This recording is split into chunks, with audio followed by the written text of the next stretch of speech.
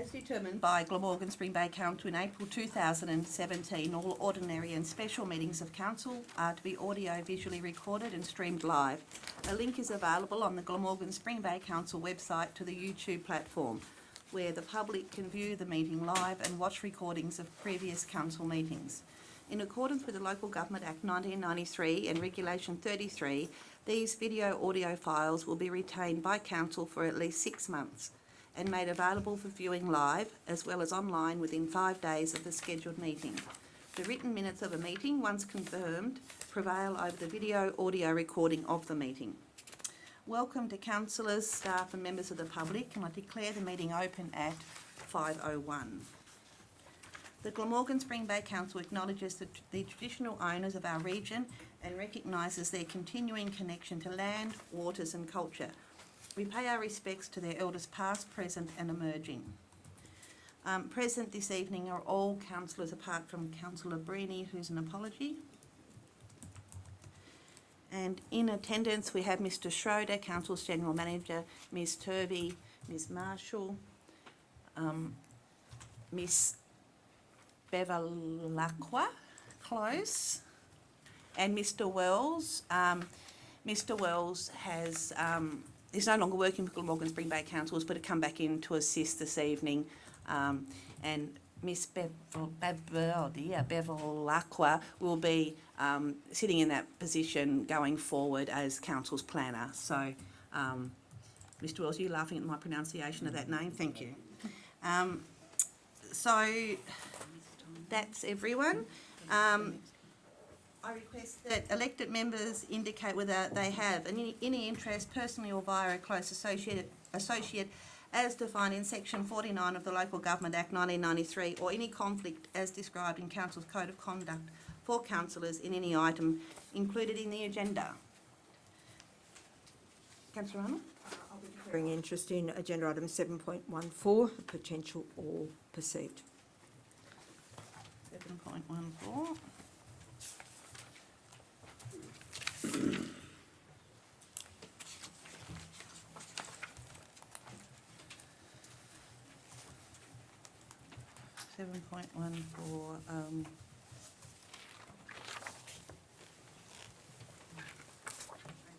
And I will be declaring an interest in item 7.14 with pecuniary, perceived and conflict.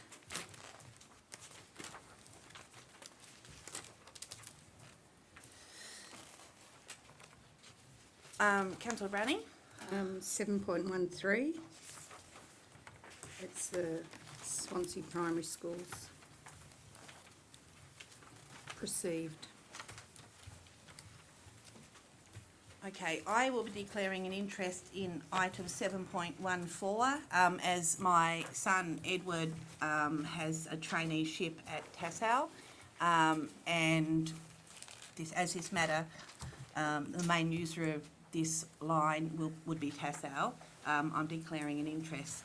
So based on that, we would not have a quorum left to deal with that matter, as Councillor Woods, Arnold and myself have all declared an interest.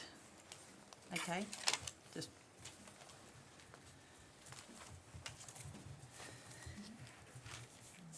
moving forward, confirmation of minutes, 2.1, ordinary meeting of council, August 27th, 2019. Could I have a motion, please? Councillor Browning? That the minutes of the ordinary meeting of council held on Tuesday the 27th of August 2019 be confirmed as a true and correct record. And Councillor Pike to second. Open for discussion. No, sorry, no, I can't see your hand behind your computer screen, that's all. Yeah, you can raise your hand a bit more, that's all. no discussion. I just would like a line added on page 15 under response from Deputy Mayor. It should say response from Councillor Arnold, no. And I did check the live streaming video. There is a very audible no from I there. recall it. Yeah. Anybody got any problem with that inclusion? No? Okay, so move the motion all, yes, sorry. If I may, Mayor, on page 34 of the minutes with the response from the Mayor with questions without notice, it said, second paragraph, at the conclusion of the ordinary meeting on the 27th of August, Deputy Mayor Woods advised me that she had already lodged the said anonymous letter with the Director of Local Government to obtain his views. I did not lodge the letter. I said I'd sought advice. Okay.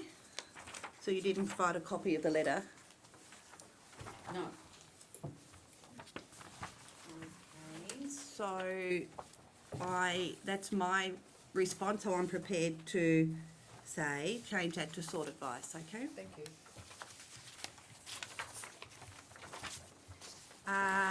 Any further comment or changes? No, I'll put the motion. All those in favour? It's unanimous, thank you. Workshop held on the 27th of August 2019. The agenda's there. A further one on 2.3, workshop held September 3rd. There's a further workshop held September the 10th. We could just move all these in one. And there's a further workshop that's been missed off, which is September the 9th. That was the strategic plan workshop with Graham Flower of Hexagon. 9:30 to 2:30. Present was myself via phone because of sickness. Deputy Mayor Woods, Councillor Breeny, Browning and Pike. Apologies was Councillor Arnold, Simons and Churchill. And in attendance was Mr Schroeder. So that's going to be added in. Could I have a motion, please? The council notes this information. Yes, Mr Pike, thank you. And second, Deputy Mayor Woods. All those in favour? It's unanimous, thank you.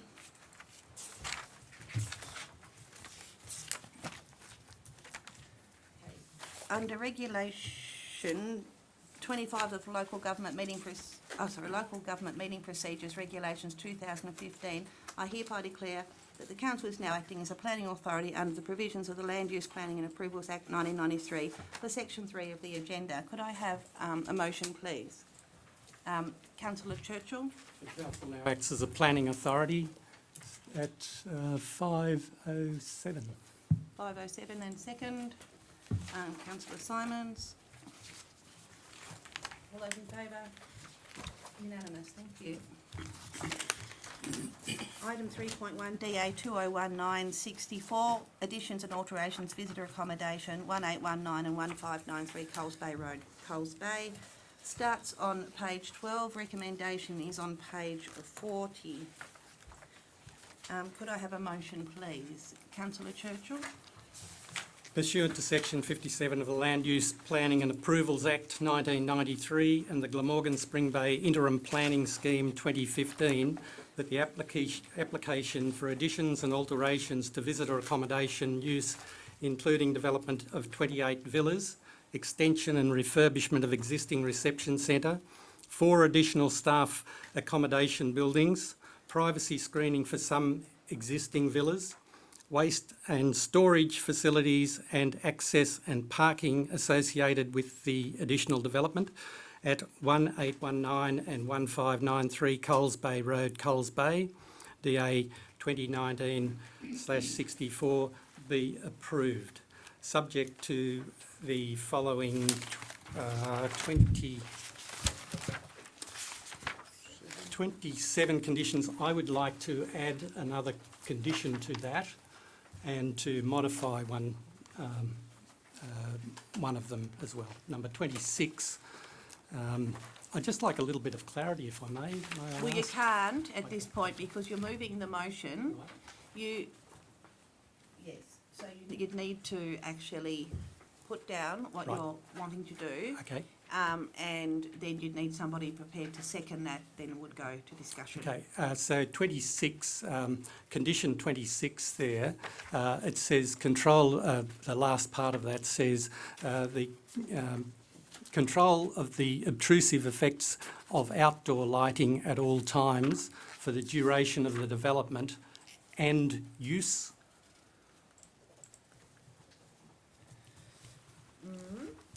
And I would like to add another one which fits in quite nicely because it can become number 28.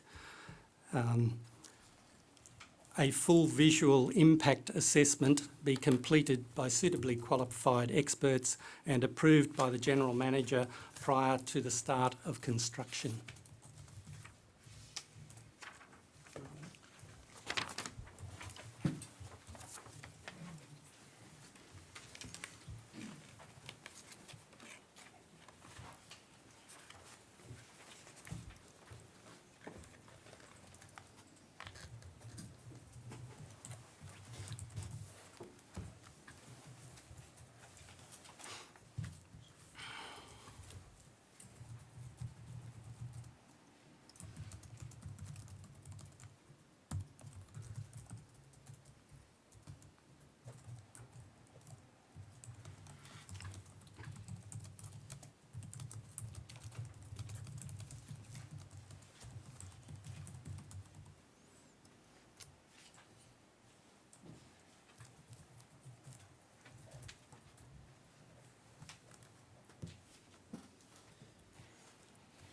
Could we have a look, please, at the motion that was read?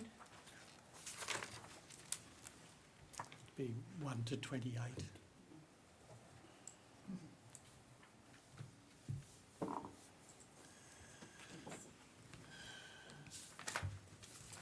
Could I have somebody to second that motion, please? Councillor Browning.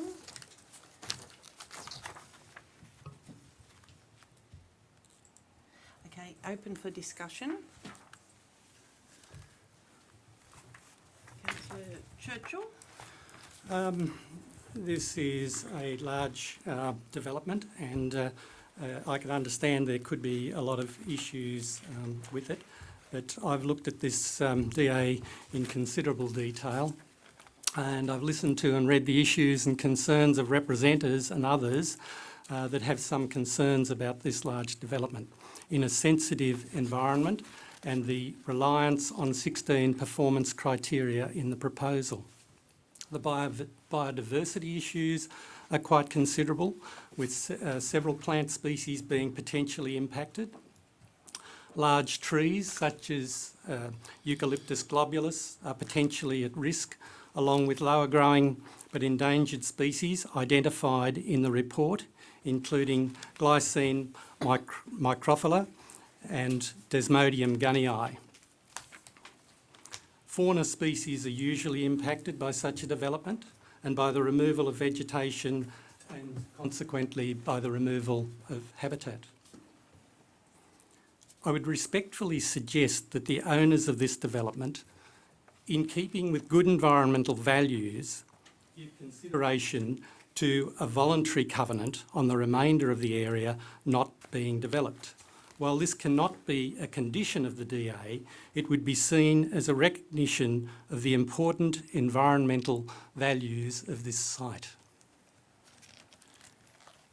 Thank you. Any further questions?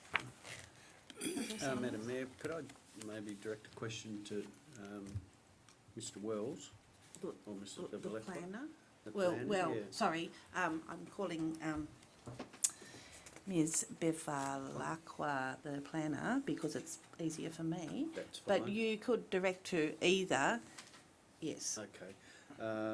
And perhaps Councillor Churchill could come in at the end of that question. A full visual assessment, what would that entail in your experience? What are we looking for in that situation? Through the Mayor, the usual approach would be a series of photo montages from sites, view corridors that an expert would deem more important to public values than others. And then they would undertake a review to identify and try and evaluate what level of impact they thought would be the result. So the montages might show, and probably would show, that there would be no external view of the development from outside the bounds of the site. which I think is why it was not deemed necessary to begin with. But yeah, the process would be presumably to start, and from my experience, start with some photo montages. And again, through the Mayor, just further to that, does it affect the DA going through? What would be the result of a negative visual assessment?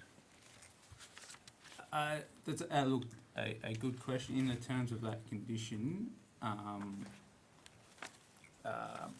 it would have no effect, really. The conditions as drafted is just requiring a visual impact assessment to be prepared.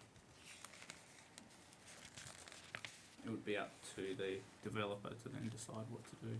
Yeah, okay. So, Mr Wells, on that matter then, if it was to the satisfaction of council's,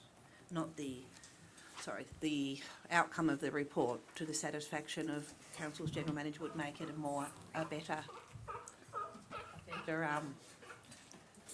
Well, I guess it all comes down to what the condition's trying to achieve. So it's been assessed as being something that will add development that overall will have a very minimal, if any, impact. I think there's reference in the report that there might be some, I think 4 of the units may be visible from off the site, but overall it will be very, very minimal impact. And there's already conditions in there around light spill and those sorts of things, which is a far bigger risk than the buildings themselves. I'm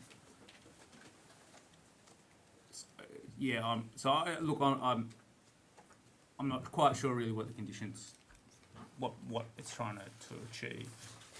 If it's just trying to confirm the assessment already undertaken, then perhaps as it is worded appropriately. And it's just then the question is one of merit and whether that's really necessary, given it's already been looked at and assessed as being consistent with the planning scheme. Through the Mayor again, I guess my concern was that, you probably answered it, that it probably doesn't make any difference to the assessment. It just becomes an additional cost to the developer for probably not much result at the end of the day. So I'm wondering if we should reconsider that condition within the motion, perhaps. and are you talking about condition 28? Yeah. And what about the illumination, 26 within the development use? Yeah. You're okay with that? Councillor Churchill, could you explain to us the point of the full of visual assessment? Yes, certainly. Just to tidy up something on that, those extra words there that I put in 26, the wording seemed to imply that the requirements of that were only through the development period. That's why I've added that in, so that the requirements, the illumination requirements for the site would be ongoing after the development of that site. Is that acceptable there? Yeah, I think that's fine. Well, that's what I wanted to put there. But the main reason that I've, I guess it's the item 28 or condition 28 that I've put in there was with the view, there was a lot of strong representations that we had 17 representations to this development, and I think from memory all were against the development on various grounds, but the visual impact seemed to be a recurring theme, and to me, to add the extra substance and to give further assurance, I believe that added information should be required just to give some assurance. The views from what are the sites out on the ocean front there that we're concerned about, from Friendly Beaches, and there's another part there that's mentioned somewhere in the DA. Views from those areas would be of concern, and I can understand that, because there are already developments out on that area that have gone to quite a bit of trouble to conceal them. So you can walk the length of the beach, and there's one resort out there that you can't see from anywhere on the beachfront. And that was put through council many years ago, and I think what was desired and what I would like to see desired for this development was achieved on that site. And I think it would be reasonable to get some assurance. But Councillor Churchill, I still don't understand. They go and do an assessment, and then what? I say, and then what? Because, and then if the general manager doesn't like it because he can see 2 units from a certain spot that the report didn't identify, then it's all over, or what are you? That's the bit that I don't understand. No, well, that wasn't the intent. The intent is that it support the development, but that might be something that the development would then have to change, modify on that part. It's not going to be, I mean, if the whole development was that visual from that area, then that would be reasonable for it not to go ahead. The whole development is not going to be like that. But there are parts of the development that have been positioned, for example, on the ridge line, and that part may be able to be seen from out there. For example, I mean, there's other sites around, according to some of the submissions that we've had, where there may be visual impact. But I still don't understand how the general, once, if that clause goes in, how does the general manager enforce it? I guess in the same way that the general manager enforces all the other bits that are in there that are subject to the general manager's approval or his No. delegate. No, but most of those things actually relate to car parking standards, those types of matters that are predefined, Right. rather than this seems to be to your discretion. You know what I mean? And so, you know, how many roofs is it okay to see? I just, Mr. Wells, can you help me here? Can you actually see what I'm, do you actually understand what I'm saying? I don't understand how it can be enforced. Well, yeah, I'd probably add to it, just I'm not quite sure how the GM would, on what basis the GM would approve it. Like, there's Yeah, no that's my thing. criteria to assist, so, look, perhaps, perhaps it could be reworded in a way that it was a visual impact analysis that sought to confirm what, if any, parts of development were viewable off-site, and if there were, then they would be required to implement some mitigation measures, some additional landscaping or some further more Yep. muted tones or something like that. I like those words because it actually has got something to do. I'm perfectly agreeable with the advice of the planner to use words around that. Yep. Perfectly. We just need agree. to get those words there. Yeah. Shane, could you help me? Yeah, visual impact analysis be completed by a suitably qualified person. That considers the extent to which any part of the development may be viewed off-site, and as a result makes any recommendations necessary to limit that visibility.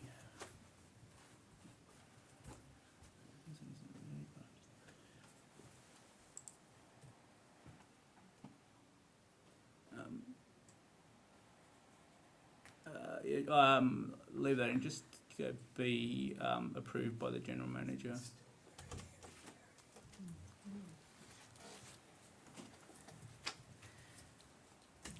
Bring a chair in, sir, from outside.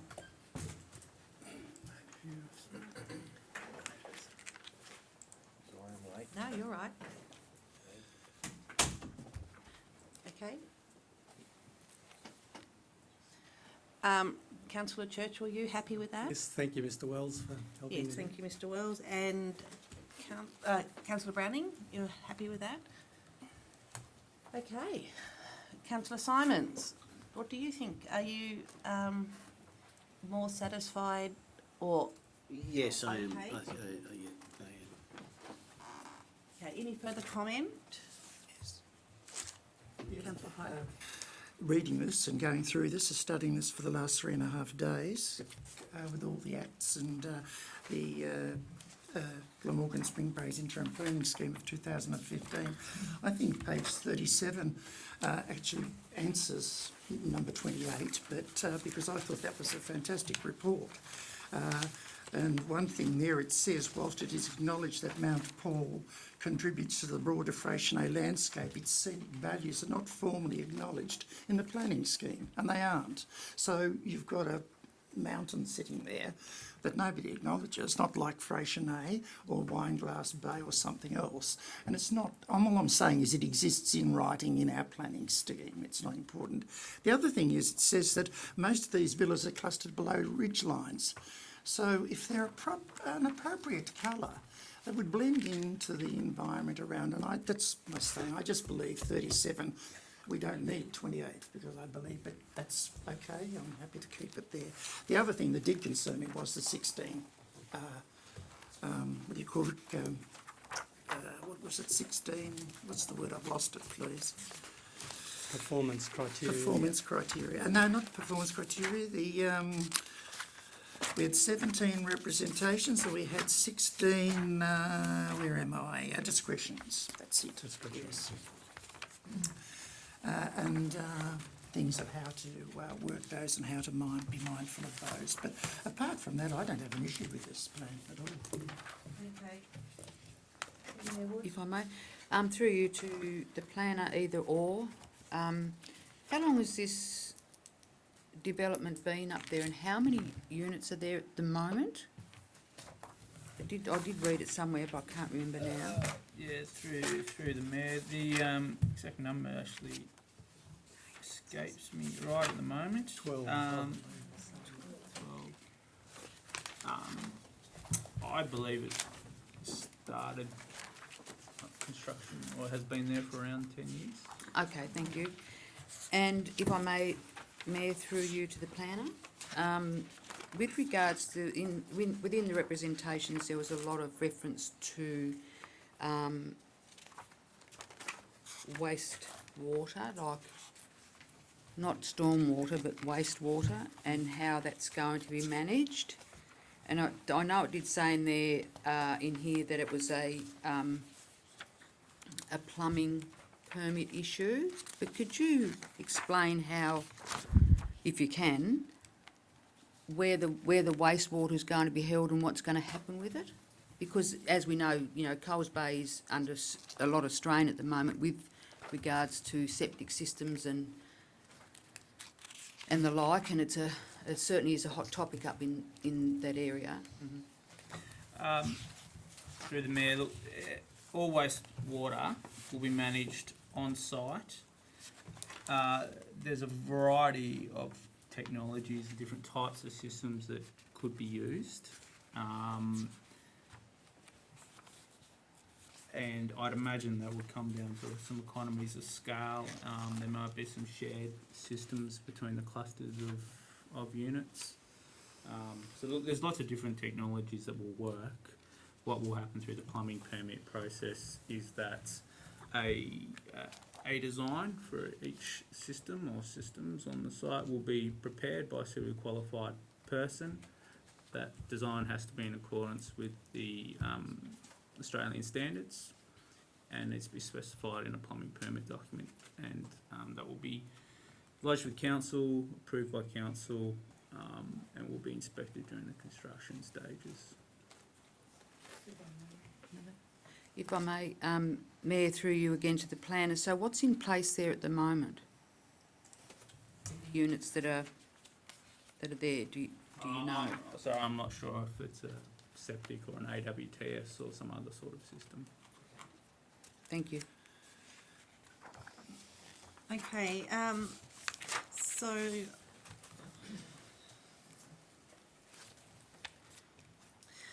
on page 42, down the very bottom, it says this is in relation to the car parking plan. It says, if satisfactory, the car parking plan will be endorsed and will form part of this permit.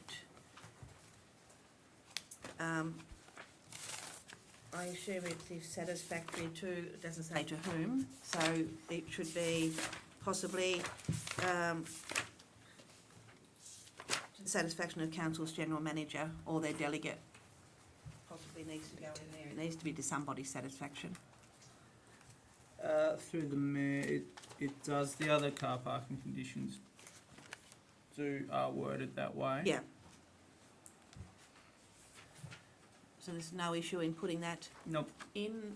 No. No issue, Mr Churchill? Mr Churchill, councillor Churchill and Browning? No.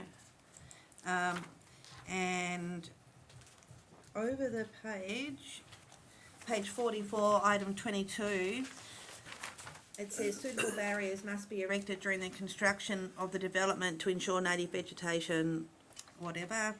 The suitability of barriers, again, someone needs to determine that. So is that to the satisfaction of the general manager again?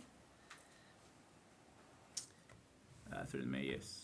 Thank you. So, and I think that's all from me. So, no further questions. All those in favour? That's unanimous. Thank you.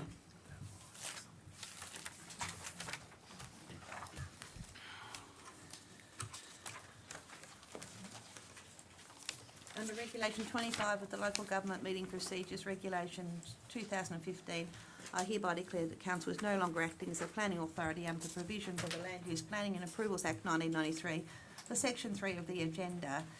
Could I have a motion, please?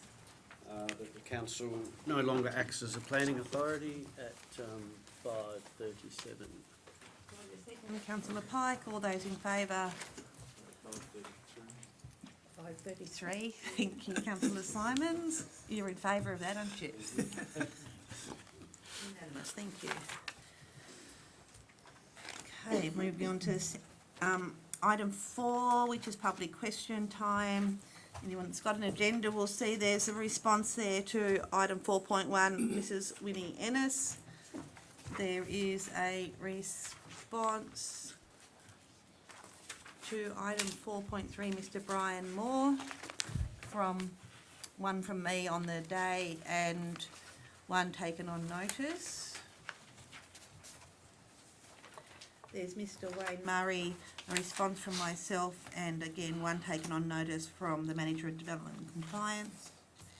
And there's another one, response to Ms Jennifer Crawford, and there's a response there.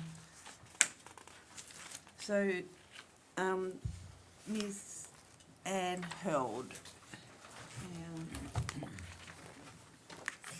Anne's in the bottom corner, in the lovely green this evening.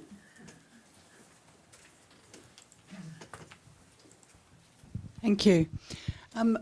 Just on the planning application, the development application that you were just discussing, there were 17 submissions or 17 representations, but they weren't actually attached to the agenda. Is that normal, or could they be so the public can actually see the representations going forward on all development applications? Thank you. Mr Wells, would you like to answer that or take that on notice? I can answer through the mayor. The policy of this council has always been to not circulate representations with the public agenda. They are provided to the councillors under separate cover. Beyond that, it's really a matter for the council as to what they desire any change to that policy, and if they are otherwise prepared to have redacted copies provided to other parties beforehand. We do, the custom has been that redacted copies of representations are provided to the applicant if they request. Could be provided to anyone else that requested them as well. And redacted doesn't mean, no. So is that legislated, or is that just a council policy? council policy. So there's no legislation saying either way? Through the mayor, no, different councils have different approaches.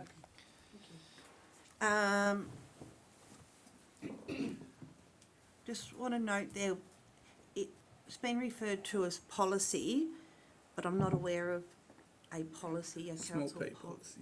Sorry? Small p. Small p policy, okay.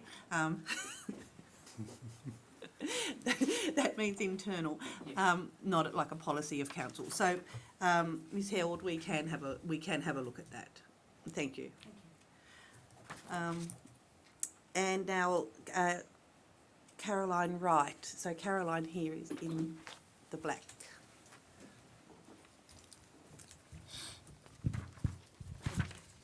This is just off subject a bit, I guess, but I was just wondering, like my husband and I were wondering, what's the latest update with the pipeline, and wondering how the council is going to sort of deal with it, like what's happening there.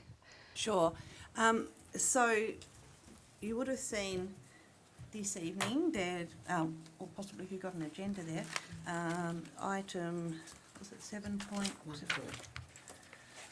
There was an item on the agenda this evening, and that was the recommendation there was that council resolves that it will not proceed with stage 2, which includes the Twomley Dam and or the construction or inclusion of any other additional dams in the Proserpine Plain raw water, and that in accordance with Resolution 1, that no further work, including any investigative work, be undertaken by council with respect to stage 2. So, as said initially, my son works at Tassal on a traineeship, so inappropriate for myself. Deputy Mayor Woods has declared an interest, and Councillor Arnold has declared an interest. So there's a lack of a quorum to deal with that matter this evening, with Councillor Breeny being away. So that part of it can't be moved forward at this point. So it's been reported that a letter has been forwarded to Tassal requesting assistance in relation to the $600,000 shortfall, and the request was that a response is provided within 14 days. The letter is regarded as commercial or confidential, because it involves negotiations, okay? But that part I can tell you. I think Friday coming is the 14 days. Yes. Am I right? Yep. And at this point, I haven't heard back at this point, but we've still got a week to go. So we're just proceeding through. The works haven't stopped as a result. Council received notification from Taswater that the CMP, the Construction management plan. the construction management plan has been, they're satisfied with it, so we were able to take, actually go on site and start doing the work towards a pump station on yesterday of this week. So the construction management plan was a complex document because they were doing work over the Orford water supply and they needed to protect that water supply. So, so that document took a while, but we've now got that, so things are proceeding there. There's probably very little more that I can say other than we're working with Tassal, with Taswater, with the state government council to try to find a way forward here, and I'm confident we will find a way forward. But yeah, just in the timing at the moment. But the good news is we can actually start constructing the pump station. Thank you.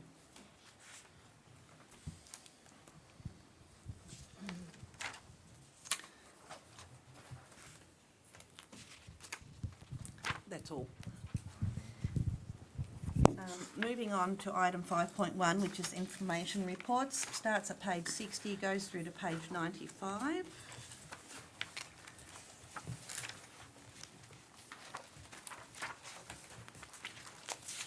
So there is a recommendation there that the management court's report be received and noted, but if there's any questions there in relation to that, how do we normally do this? Do we actually move and second the motion first before we just discuss, don't we? And then so- it's noted. Yeah, so, any questions? I do have one, Mayor, thank you. On page 69, the 2019-20 budgeted figure for employee costs is shown as $5,174,067. The 30th of June 2019 reported actual employee costs are shown in the July agenda as $4,236,000. This represents an increase in excess of $900,000 in this year's budget for employee costs. Just seeking some clarification around why it was necessary to increase those costs in this current budget to that extent. Sorry, can I just get you to repeat the years there? So are you referring to the approved budget of this council for 1920?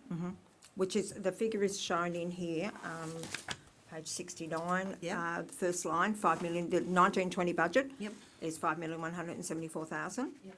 If you go back to our July agenda and look at the 30th of June reported actual employee costs, they're shown as 4,236,000.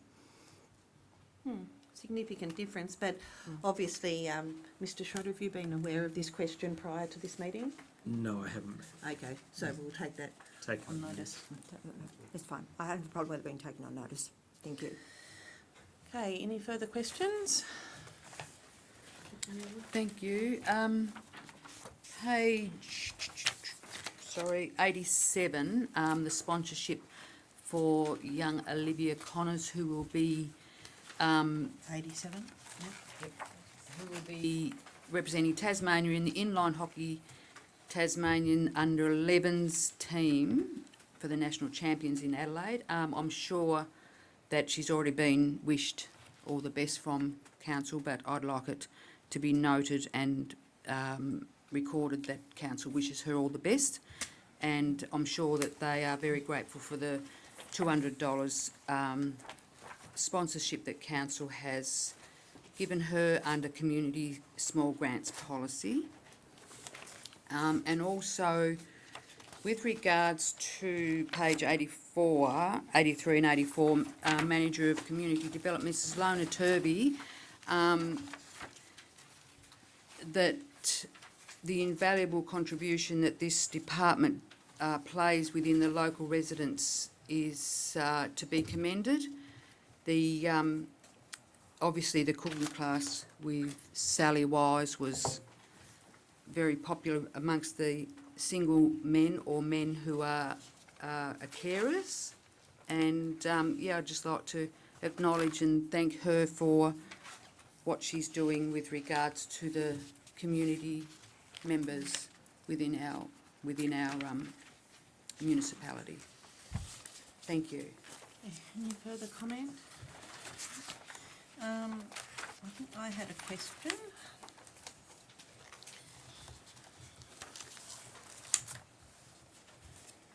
And this is one I provided to Mr. Schroeder earlier in the day, so some research could be done. It's on page 72, and it was in relation to Tribunna club rooms. And it says install catch nets for window protection. Budget estimate was $20,000, and it says year to date $25,000. I knew that couldn't be right because I'd been speaking with Mr. O'Leary the week earlier and he hadn't ordered anything, so I knew that wasn't quite right. So, Mr. Schroeder, you found an answer. Yeah, so once the agenda had been issued, it was noticed that there was an amount of $25,750 that was incorrectly allocated against that Tribunna Club Rooms budget. So we'll need to reallocate that one correctly in the register. Thanks. Thank you.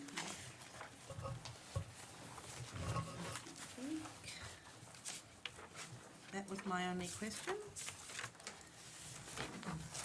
Okay, so the council receives and notes that, oh no, sorry, let me go back one.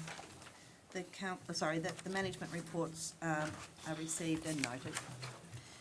So, item 6.1, NRM committee minutes on page 96.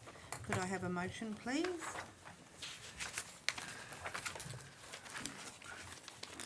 Councillor Browning? That council receives and notes the draft minutes of the NRM committee dated the 14th of August 2019. Need somebody to second that? Yes. Councillor Arnold. Open for discussion. Deputy Mayor Woods. Thank you, Mayor. With regards to, on page 98, discussions on water meters for Swan River irrigation intakes, I think it would be Mr Tucker, David Tucker has raised an issue of the Swan River irrigation intake, and through there is a question as to whether there's an update, and I'm just asking, from the meeting at the community hall in Cranbrook in February, is there an update as to where we are with regards to the meters up there? Yeah, I'll come to you, Councillor Browning, in a sec. I couldn't be there for that meeting, but that's not a matter for council, that's actually a matter for Depeewee in relation to the water meters. That's part of their licensing arrangement. We have nothing to do with that, other than the fact that we were helping facilitate a meeting to get people around the table. you. Councillor Browning? And there has been, through the Mayor, there has been a committee formed, and they're of Swan Irrigators, and they are managing the water at the moment. And that's, that's all I know.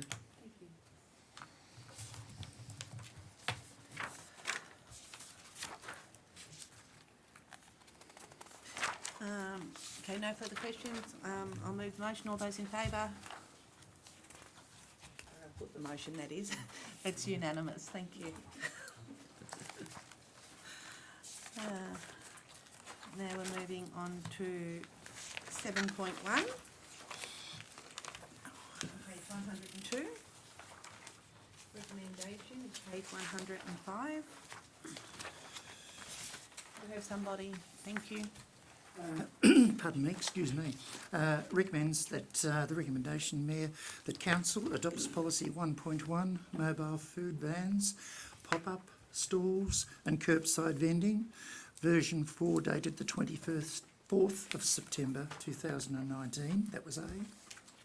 B, that Council amends the fees and charges for the 2019-2020 budget to adopt the fee schedule listed below. There are 4 dot points. 1 year licence fee is $1,000. The 3 months licence fee is $350. A 1 month licence fee at $200, and up to a 1 week licence fee at $75. Somebody to second that? Councillor Churchill. Open for discussion. No discussion? Sorry, I was writing, sorry, if I may.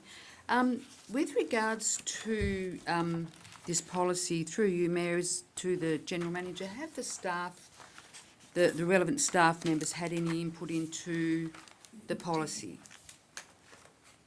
Being that they are the ones that will be administering, be the administrators of said policy. I think with that, Deputy Mayor, there has been some input into it. If you probably wanted a detailed account, I might need to come back to you on that as to who's actually had some input into it. Yeah, thank you. And just a couple of, on page 107, a mobile food van will, I would like the word could to be changed. A mobile van could be approved to operate in any one of the following locations at any one time. So where are you? On page 107. Up the top. Oh, the first. The top, at the top.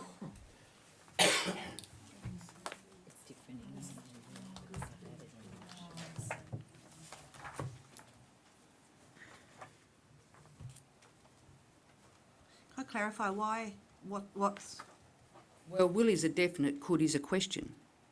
yeah, so why is it what's Well, your I- rationale? My rationale with that is that I would, because be taken on merit, i.e., for instance, the Tribunna Gatehouse, there's limited parking there as it is, and if there's a function on at the hall or at the RSL club, a food van, if given approval, or is given approval to park there, they're taking up valuable car parking spaces. The same goes with the Tribunna boat ramp and any other boat ramps. They struggle to find parking at the best of times in the peak periods, and if there's a food van or a coffee van of any sort, it could, it could cause angst. So the reason why I said could is because it could be questioned whether they can have it there at that time. It's due to timing. The only thing I don't know, I don't know how that would work, Mr. Wells. I don't think you're planning on doing permits that would say excluding times when the hall's being used and the RSL building's being used, and how would you actually administer, because it says in here you want to administer it in the, with the least amount of resources. How could you administer something with so many? Well, through the mayor, perhaps an alternative could be on page 104, there's the various indications of which sites should or shouldn't come with a limitation now, so perhaps just be limited to the gatehouse first come, first served basis, so there's only ever going to be one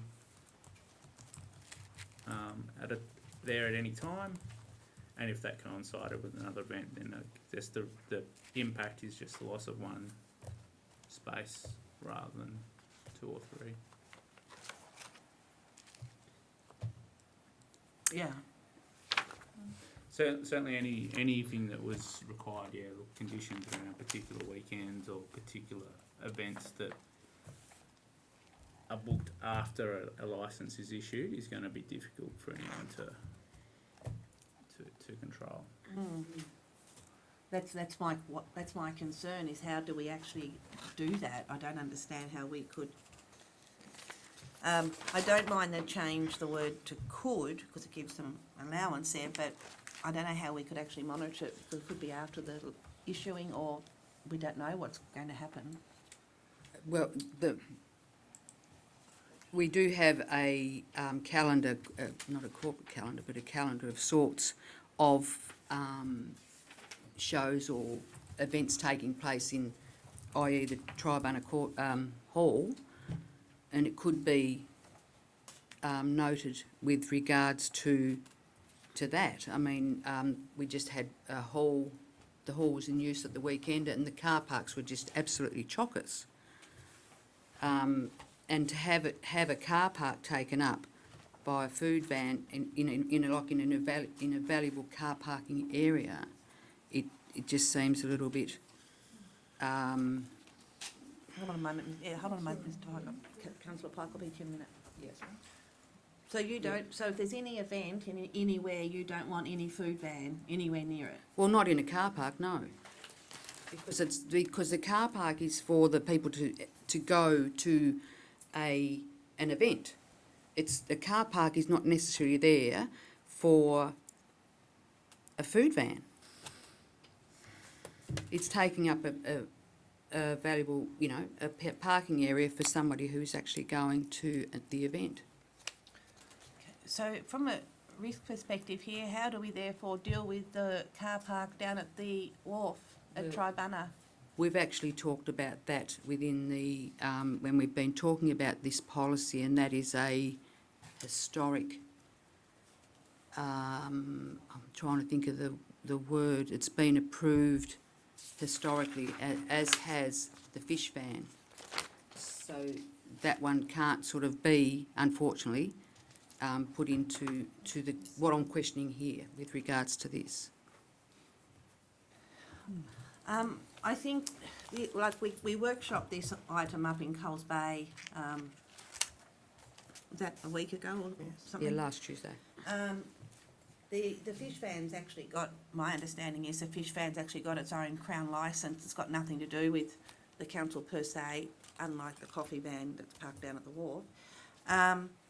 So what exactly do you want written?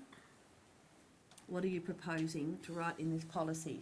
That a mobile van could be approved to operate in any one of the following locations at one time. Is that the only amendment?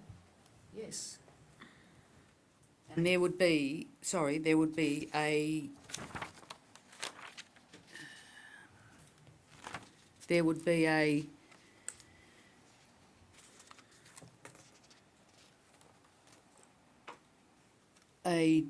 dot point, I dare say, within the procedures,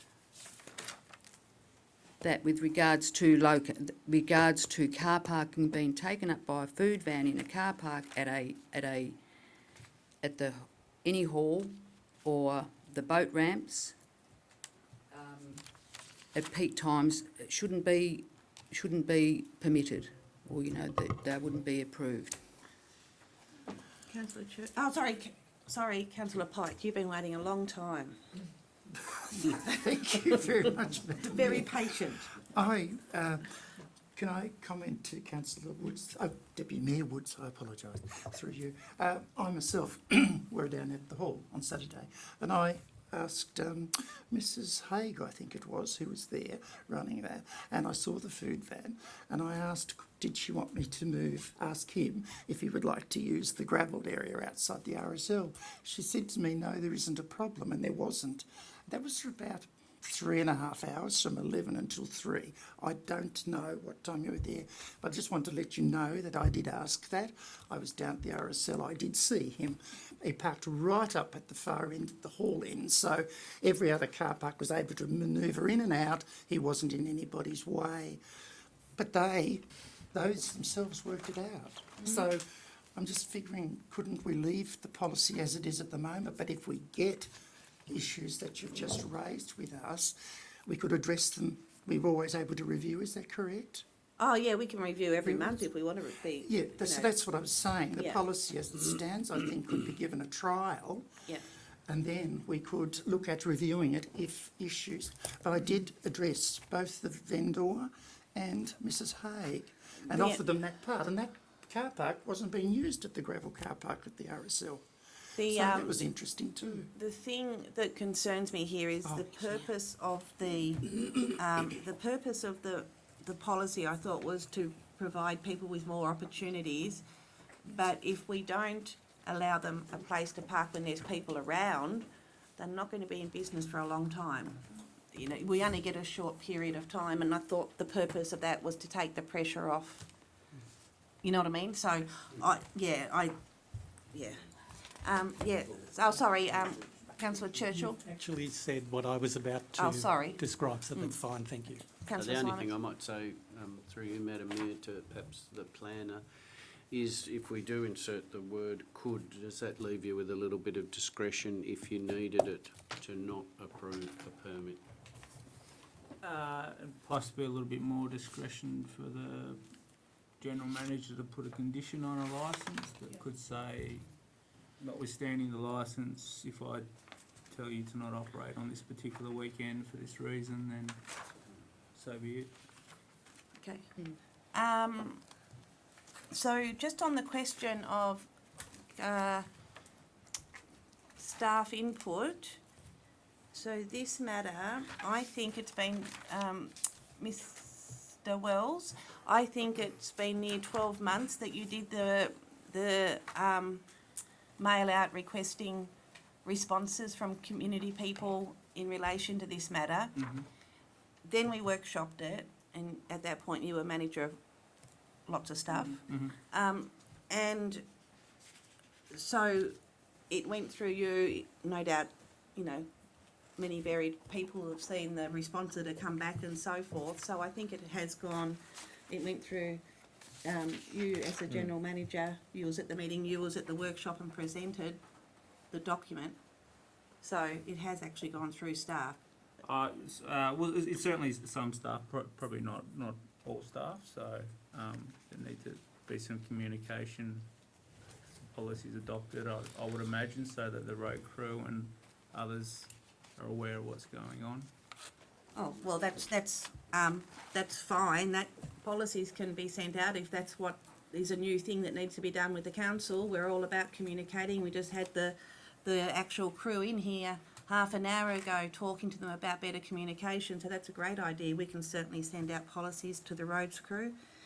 On page 106, I don't really like, there's the word recognises in there twice with a Z. Can we change that to an S? Is there 3 times? Oh, okay. Mr. Schroeder's found 3. Excellent. And just going down to the bottom of 106, it says a pop-up stall or curbside vendor inclusive of the sale of fresh fruit and vegetables may apply for a licence. Well, I would have thought, living in this area, it may have been fruit, vegetables and fish, because we do live in one of the larger fishing ports around the place. So I would have thought fish would have been something that could be in there if people don't mind. And then also on page 108, if we can just get on item 4 and 8, just get a line put in there to make them consistent with the above. A line space, I mean. Councillor Pike? It's just dawned on me. The light bulb's just come on. Pop-up stall. Does that mean my neighbour across the road has to pay a licence to sell his vegetables?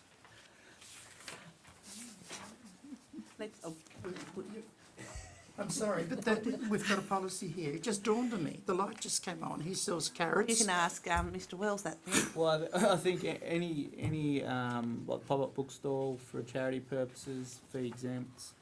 The intent is you're never really going to know what kind of thing might happen. If it's that kind of small scale thing, It's a small scale, but the logical it's- thing would be to waive fees. If it was for some That's reason fine. a big market or something. I'll let him know. That's fine. I just, it could Okay. happen anywhere, couldn't it? So, Councillor Pike and Councillor Churchill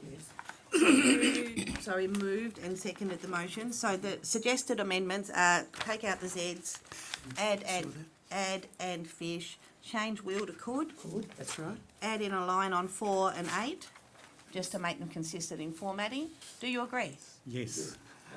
Okay, I'll put the motion. All those in favour? Councillor Browning, Pike, myself, Deputy Mayor Woods, Councillor Simons and Councillor Churchill against. Councillor Arnold, carried. Excuse me, please. Item 7.2, Customer Service Charter. There's a recommendation on page 109. Could I have a motion, please? Deputy Mayor Woods? Move that council adopts policy 31.11, customer service charter, sorry, I might dry throat, version 4, dated 24th of the 9th, 2019, as attached. Will you second that, please?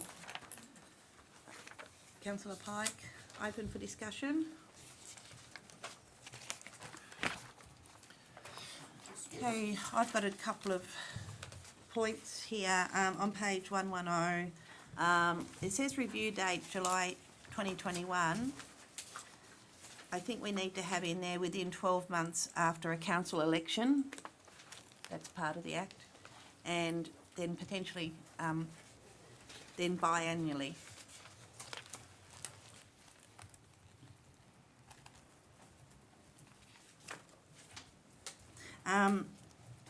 Then I'm just, this is Mr. Schroeder. We've got in here, we've got this mixed up of, we've got staff, then we've got officers. We've got officer, staff. So can we just have some consistency on if they're going to be staff or council officers? Sure. There's a lot of officers in there. Going to page 112, 4.4, end of the dot point should be a full stop. first dot point on 4.4. The font size says what is not a complaint. It's in a font size of about 6, if it can be brought up to everything else. On page 113, 3 paragraphs down, it says, in these cases, we will endeavour to keep the customer informed of progress. I think it'd be good to have customer and council law, because this is where a council law assists. So it'd be good to keep the council law and the customer informed. On page 115, we've got the dot points there on how to contact us. It says by email ... If we can go by internet ... and take out the at. It's just inconsistent. And item 5 on page 115, that should be reworded to be in line with the review date, the review date at the front, i.e. after 12 months after a council election, and then say biannually. And it's the responsibility of the general manager. And on page 116, it says that the departmental managers are to provide a monthly report to council which details the number of complaints received for that particular month and year. That needs to form part of our standard agenda. It needs to have a piece in there, that one. So that's not for the policy, but it needs to go on the agenda. That's all the input from me. The people who moved and seconded this I don't have an were Councillor, Deputy Mayor Woods and Councillor Pike. Do you have any issue with those? No, I don't No. have an issue. So no further comment. Put the motion. All those in favour? Councillor Browning, Pike, unanimous. Thank you. For item 7.3, policy 4.3, recognition of continuous years of service. Recommendation on page 117. Could I have a motion, please? Councillor Browning. Council adopt policy 4.6 dash use of council logo version. I think Oh, you've jumped hang on. one. Wrong Come one. back one to 117. page The 117. council adopt policy 4.3, recognition of continuous years of service, councillors and staff, version 4 dated the 24th of the 9th, 2019 as attached. Thank you. Somebody to second that? Councillor Churchill. Open for discussion.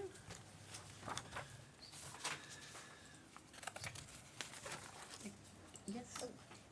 On page 118, under 4, procedures, it reads that a letter of appreciation from the Mayor and a gift voucher is to be presented by the Mayor at the end of the year celebrations in December.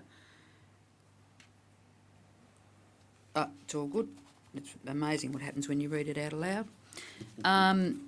And this pin could, on page 119, number 2, this pin could be presented at the date. This pin could be presented by the Mayor at the end of year celebrations in December or a suitable alternative date to be arranged.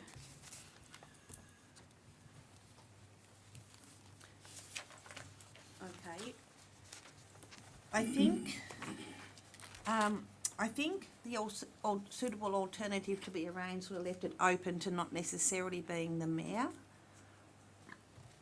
You know what I mean? It could be.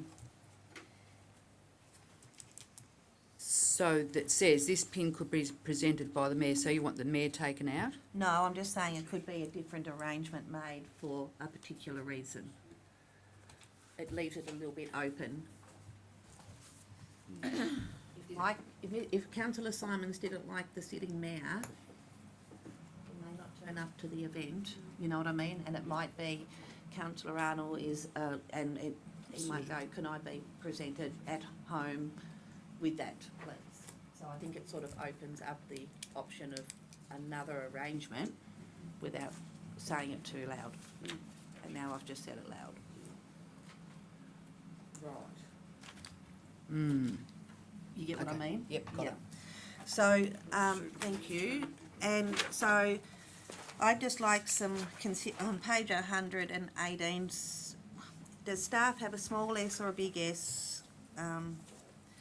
That's probably something, I think we're calling them staff, and I think that's a title, so therefore it's a big. But the other thing is at the bottom of page 118, I think that council provide a council pin and a framed certificate of service signed by the mayor for service to councillors. I think it'd be nice not just to get the pin, but an actual framed certificate with your years of service on there. I think that'd be nice. And then on item 2, that the certificate and pin could be presented by the mayor again, or another arrangement. And then on 8, 9, 10 and 11, if we can get the formatting right, we're putting another line in there for consistency. That is all I have to say on that one, and I'd need Councillor Browning and Councillor Churchill to agree to those. Yes, yes, no further comment, I'll put the motion, all those in favour. That's Councillor Browning, Pike, Wisby, Deputy Mayor Woods, Councillor Simons, Councillor Churchill, against Councillor Arnold.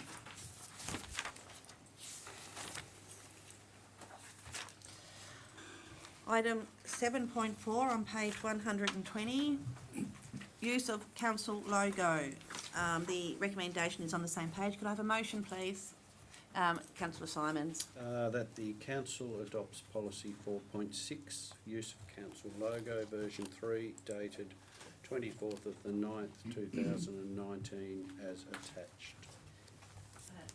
What did you second? Councillor Arnold? Yes. Okay, open for discussion. The second last dot point on the procedures on page 121, I would like that changed. The multicoloured sail logo must be used for signage, not should be. Must is a more positive direction. Do you have any issue, Councillor Arnold, using up our current stationery, of which we've probably got a fair bit? I beg your pardon? Do you have an issue with using up current stationery? Not of at all. which Not we've at got all. a fair No. bit? No, not at all. Okay, But going forward, I think we should have must in there. sure. Yep. Any further comment? Yes. Yeah, and again on 121, council will approve the use of council's logo by community. So instead of it being council, Where are you? under procedure. Council will approve the use of council's logo. Oh, yep. Under And, yeah, under number 4 procedures. And the third dot point up from the bottom, permission may be withdrawn for non-compliance with the above conditions by the general manager.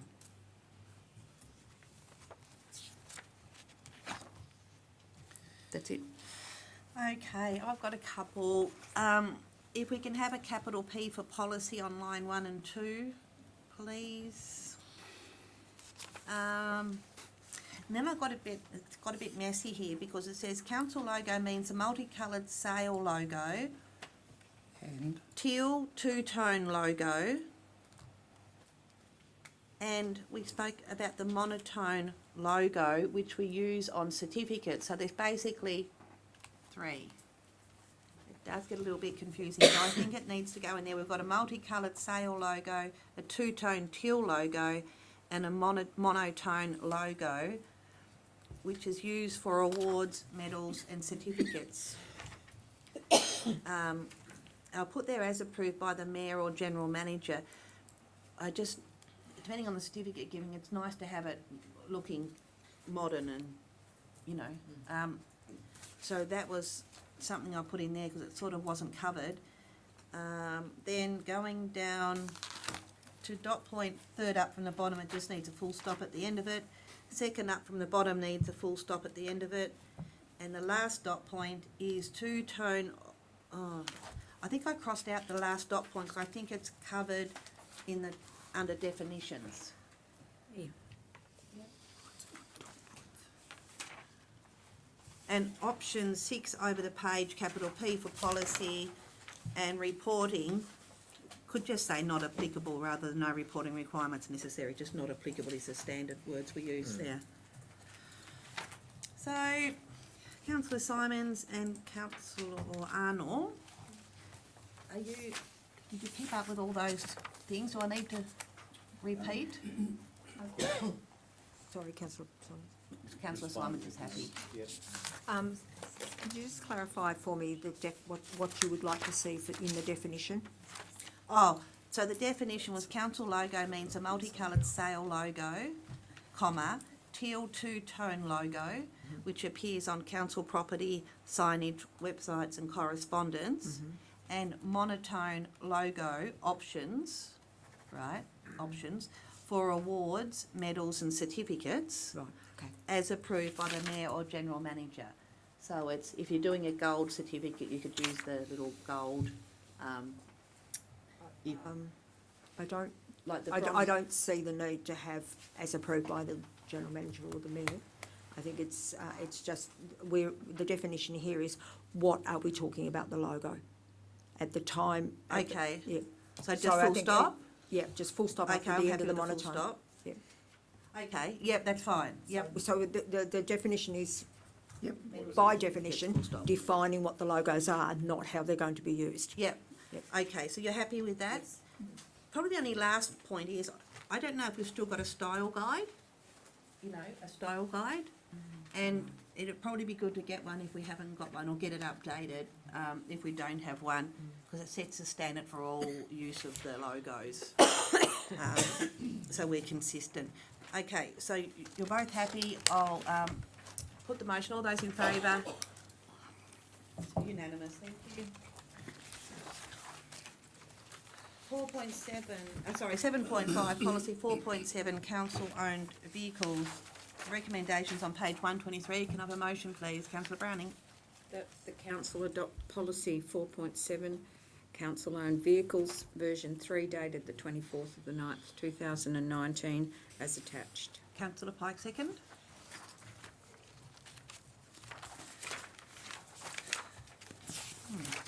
Okay, open for discussion? No? Okay, I've just got a couple, page 126. Under servicing, it says timing of a vehicle's service requirements is the responsibility of the primary driver. And should it say there, and is to be in accordance with this policy? Because it does talk about servicing down further there somewhere about the servicing process. It says there, the primary driver is responsible to arrange all servicing in accordance with this policy. So yes, sorry, it's written down further. We could just bring it up into a one-liner rather than having that there. Under fuel, it says odometer readings and PIN numbers are to be provided at each fuel purchase. So, like, you've just got a PIN. If you're buying fuel and you've got a PIN, either you've got a, you know what I mean? We don't need to provide the PIN number to get the fuel, because if you haven't got a PIN number, you can't get the fuel. Odometer readings need to be provided at each fuel purchase. The PIN numbers are relevant to this. You get a PIN number if you've got a card. That's different. So I'm saying remove and PIN numbers, because I don't see the relevance. You'll already have it. So Yeah. that would read odometer readings. Are to be provided at each fuel purchase, which is what happens. Over on misuse of vehicle, it says, where damage to a council vehicle is occasioned through misuse or neglect, the cost of loss or repairs may be required to be reimbursed by the employee, or in the event of the mayor's vehicle, the council or involved. So it could be the mayor, it could be any of us could be driving that vehicle. So we need to include ourselves in that, in my opinion. And then under that, misuse of a vehicle may disqualify an employee from continuing their participation. It should be disqualify an employee and the mayor. Misuse of vehicle, it should be both. And then just going to 7, 8, and 9, just putting a line in 7, 8, and 9 for formatting, and 10, sorry. Okay, who moved that? Councillor Browning and Pike. Any issues with those amendments? No. Not at all. No further comment? No. Okay, put the motion. All those in favour? It's unanimous, thank you. Item 7.6, policy 4.9, volunteer policy. Recommendation on page 129. Can I have a motion, please? Deputy Mayor. I'll move that council adopts policy 4.9 volunteer policy version 2 dated 24th of the 9th 2019 as attached. Somebody who second, councillor Churchill.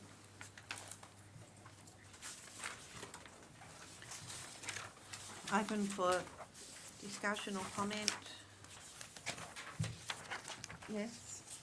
Me? Yes. Oh, sorry. I've got a few with this one. On page 31. 131? Yeah, sorry. 6 point down under volunteer role, why volunteer? And it says to allow council to progress community projects that would otherwise be delayed or remain unfinished due to financial constraints. I'd like that one removed. The reason I would like it removed is because I find it quite offensive to this council staff and the governance of the organisation, so I would really like that one to be removed. I have a real issue, this is such an arduous policy, and it reads, there's a lot, and sometimes I looked at it and I thought, why would you want to volunteer? You've got to adhere to a lot of these. So with regards to the page 131, 4.2, rights of council volunteers, and 4.3, responsibility of council volunteers, there's 34 points to be acknowledged. And I'd like to sort of condense that down if I could. And I've just put it under the heading of personal behaviour and responsibility. As a council volunteer, you are expected to, and I can give this to you again in Miss Turvey when I'm finished.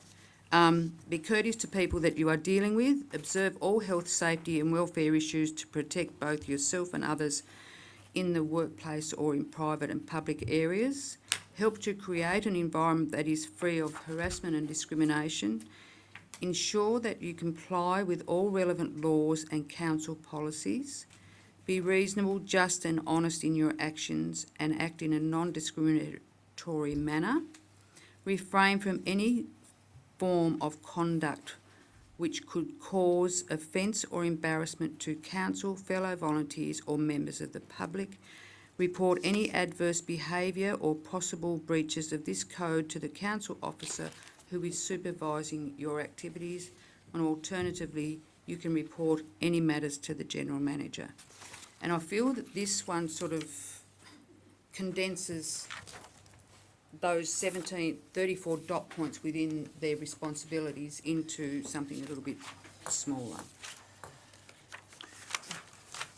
Okay, just, I want to say, come to you, councillor Pike, straight after this. I've got some things here, but I'll come to you after this, councillor Pike. I just could not cope with that much of a change. We workshopped this, I think it was last week. We just had a workshop for hours, and we need time to actually think about that. That's risk, that's serious risk implications there.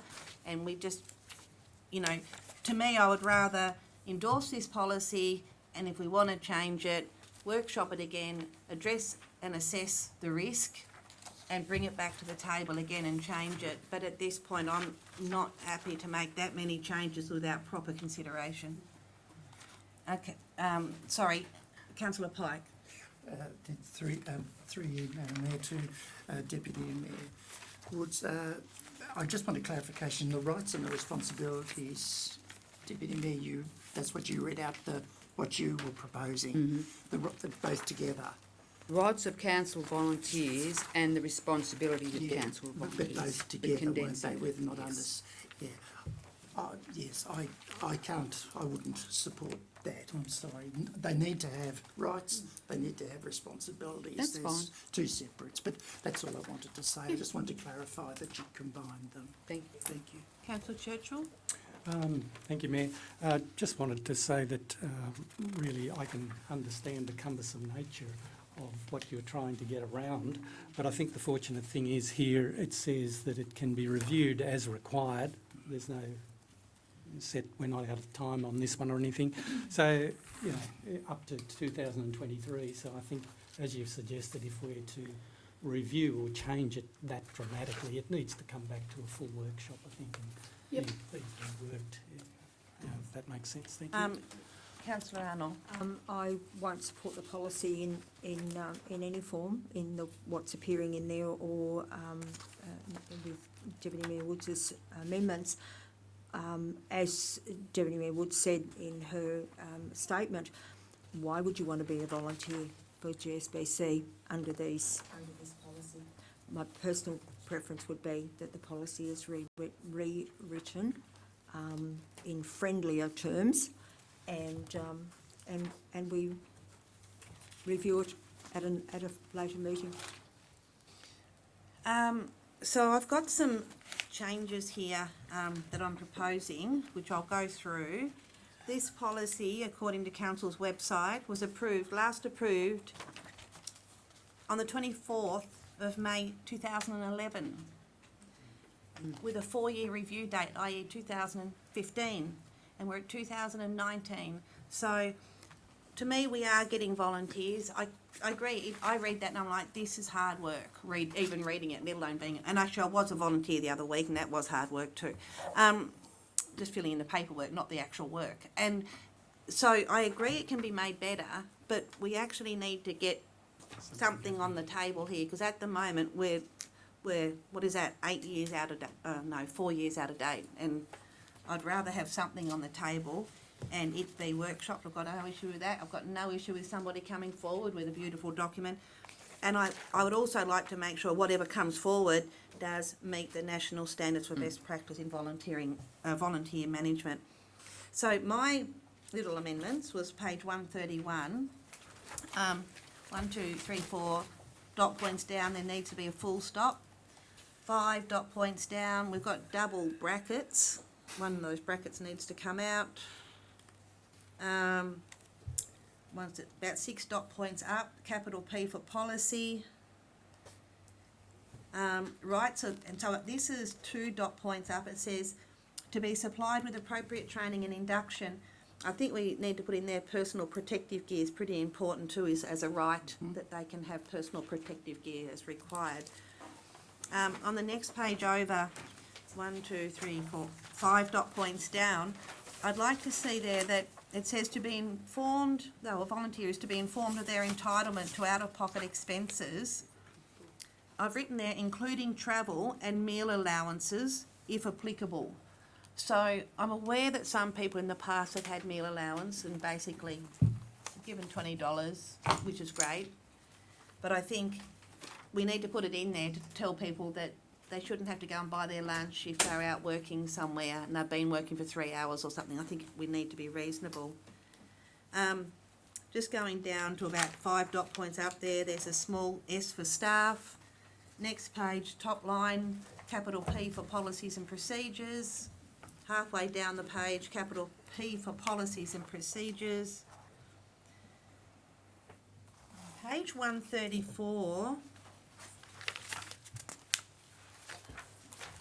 I'd probably like to get some feedback here. It says any breach down the bottom of page 134. You're right, Yes, ma'am, Councillor sorry, Pike? I just asked. Any breach of this confidentiality may lead to any other action deemed necessary by the General Manager. That's a pretty big call on a General Manager for volunteers, and I'm just wondering, should it be council? Because at least there's a collective of council. I don't think, you know what I mean? I think it's Could I, Councillor Simons perhaps say we just add and council to general manager? and council. Yeah, sure. Page 136 on 4.10, I'd like to see travel and meal allowance put in there, and on the next line down for it to say travel and meal allowance. And I think that's all I've got for that one. Yes. I have, on page 133, and again, it might read better when I read it out aloud, council's rights, 1, 2, 3, 4, the fifth dot point down, to expect from all volunteers respect, yep, does read better once you read it out aloud. And also, we don't have anything within here that is regarding drug and alcohol within the policy. So, like, to carry out duties while under the influence of alcohol and other drugs that could impair your ability to cause danger to the safety of yourself or others. In addition, the council encourages a smoke-free environment, and cigarette smoking is not permitted in any council building, council vehicle or council plant or equipment. I didn't see that in there. I'm quite happy to be proven wrong. And I was wondering if that could be included under occupational health and safety. Does that fall under our OH&S rules? Wouldn't it fall under our in-house OH&S rules? And that's what they need to abide by? Tell me if I'm wrong. Yeah, they should align. And the other thing too is I'd really love that to come out for councillors. Yeah. That policy Absolutely. seriously needs to be in place for council. And yeah, we need to put that on the list. Because I'm not saying there's any of us that, you know, in that way, but if we're going to impose it on others, we need to take it on ourselves. And yeah. So is that already covered? It is covered, yep. You happy then? Yes, thank you. So Deputy Mayor Woods and Councillor Churchill, are you happy with the changes? Yes. Yes, okay. I'll put the motion. All those in favour? Councillor Browning, unanimous, no. Okay. Councillor Browning, Pike, Wisby, Deputy Mayor, Councillor Simons, Councillor Churchill, against Councillor Arnold. Mayor, if I may? Yeah. Can it be noted that we will bring this back to a workshop in the, not in the near future, but revisit this one soon, Yeah, please. to streamline it, something like that. Yes. Yeah. Could you make a note of that, Ms Turvey, at the bottom, that council will endeavour to streamline the policy as soon as possible and resubmit or something like that. That's what you want to say? Yeah. Okay, page 138, 7.7, the bylaw. Mr Schroeder, do you need to say something about this document? This document needs to be withdrawn and not considered at this point in time until we make some suitable changes to it. Okay, so this will go hopefully to the next council meeting, hopefully on the 10th of next month, at a special.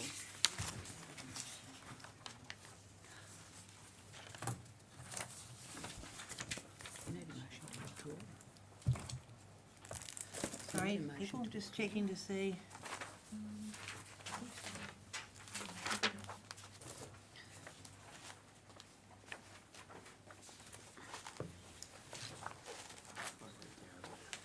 Local government meeting procedures 20B, that'd be I'm just looking for my meeting procedures in this new flash folder. Just do a motion. We'll just withdraw. Okay, so do you want to move a motion? Someone want to move a motion to withdraw? Yep. So I move that item, oh, sorry. 7.7. 7.7, Glamorgan Spring Bay Council Environmental Health Bylaw be removed from the deferred to a future council meeting. Yeah, thank you. Somebody to second that? Councillor Arnold? No conversation, no talking, all those in favour, it's unanimous, thank you. Okay, 7.8, Code of Conduct Panel Determination Report. There is a recommendation on page 141. Could somebody move councillor Browning? The council receive and note the determination report made 4th of September 2019 in relation to the complaint by Ms Anne Held against Councillor Cheryl Arnold. That was 1. And 2, that council note the Code of Conduct Panel's determination that Councillor Arnold breached Part 1 and Part 1.4 of the Code of Conduct and dismissed the remainder of the complaint. Somebody to second that, please. Councillor Churchill. Somebody be able to turn off that urn out there, please? Thank you. Thank you. Okay, any comment? No comment. I would like to see, possibly, if you agree, that something in there that council commits to undertaking further and ongoing planning authority training. So it was noted in there that that would be useful, and I couldn't agree more because it's ongoing. Like I just find I need regular training in respect to planning. You've just had some training in respect to planning, and I think we sort of should be doing it every 6 months as a refresher as a council. So I think it'd be good to have that in there. It's noting what's said in the report. Councillor Arnold? Have you finished? I just want to make a short statement. Thank you. I will always contend that I followed a land use planning process with an open mind. I feel the Code of Conduct panel erred in their interpretation of my misunderstanding of the process. The panel has, however, made their determination based on their interpretation of my defence. I will not comment to the media, nor is it my intention to comment further in this forum. So, thank you. So, if you want to put down that we commit to doing further training, At point 3. that would be a point 3.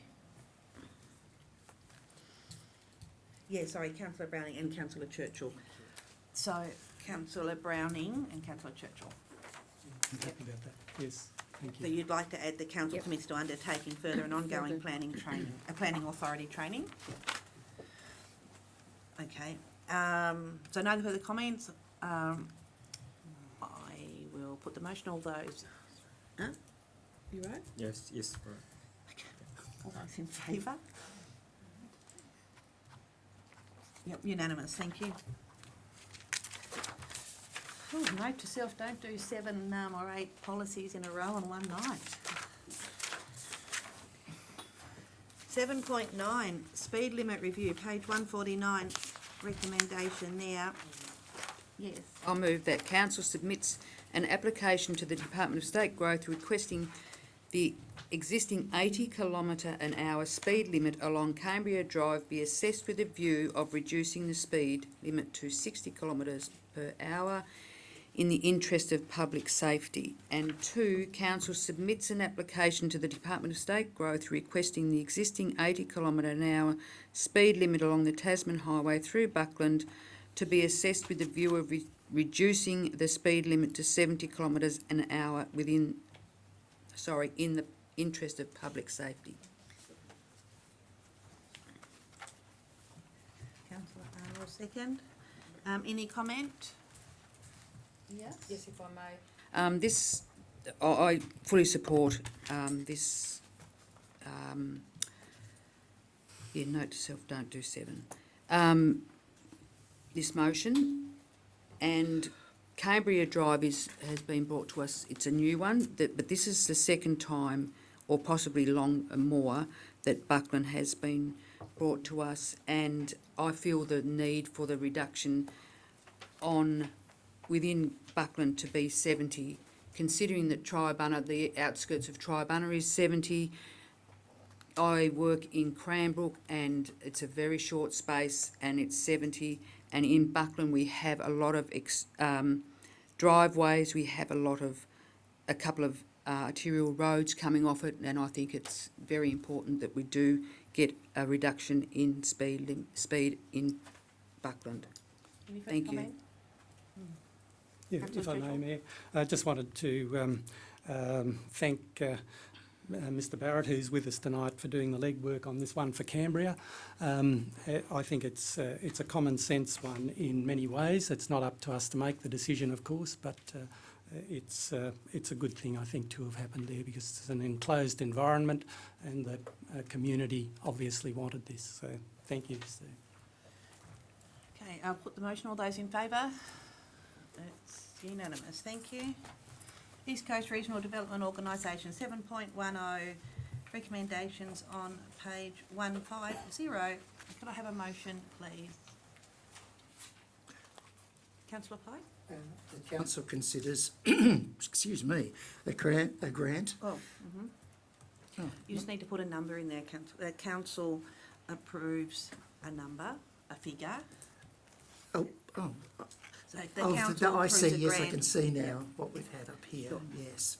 Okay, I will put $1,000 there, considers a $1,000 grant for East Coast Regional Development Organisation to purchase 2 exterior waterproof and lockable notice boards with shatter-resistant carbonate front.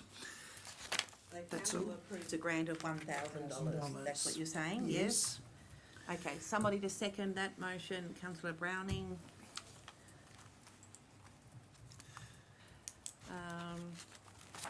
Open for discussion. Okay, I won't support this amount of money. I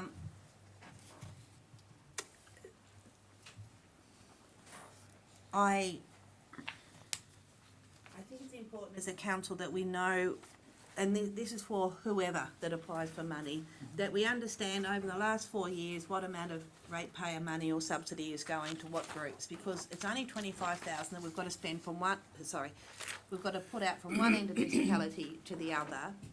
And then we've also got rates remission that's also provided, so to many of these groups. We've already provided the $1,000 to the Spring Bay Community Boat Shed, maybe last month, that may have been. And then, that is a group within the village itself. But, I mean, I would support, say, $500 and they put $500 towards the 2, or $250 and they put $250 towards 1. But to me, $1,000, a further $1,000 to that site, you know, it wouldn't take much to use up all the money in the whole municipality if a few groups wanted that sort of thing. And I just don't think it's fair to give that amount of money. Deputy Mayor Woods? Thank you, Mayor. I take on board what you're saying there. And with regards to this application, they're actually wanting 2 notice boards, and I would like to know why they need 2. It seems to be quite a proliferation of signage to do with the village there. So I would like to see it brought back to 1. It just seems a lot of sign area. Councillor Browning? Just through the mayor too, I'm just asking about, is the Spring Bay Community Boat Shed actually in the village? It is, okay, thank you. Councillor Churchill, you were next. No, that's fine. That's good. Nothing from me. Yes, councillor Pike? Am I allowed to offer a change to that, Mayor? Yes, That you are. recommendation? In light of what the Deputy Mayor has just said, perhaps could I put it that Council considers a grant of $500 towards the East Coast Regional Development to purchase 1 exterior waterproof and lockable notice board with shelter-resistant carbonate So you can't say the council considers it, it's council approves it, is that what you're Oh, well, saying? you've got it considers here, so. No, change that's a that. recommendation, not a motion. I beg your pardon. You're turning a recommendation into a motion, so Right. it has to be direction. So you. you're saying that council approves a grant, aren't Approves you? the grant. Yes. Thank you, that's what I'm asking. Okay, Thank you. okay. As it's $500, I'll accept the $500. For one. For one, yeah, and that's for one. And councillor Browning, you okay with that? Yes. Sorry, with this, do they need to apply for a permit for signage? So they need On-site to, signage? yeah. I'll through you to the planner, yes? Yes, thank you.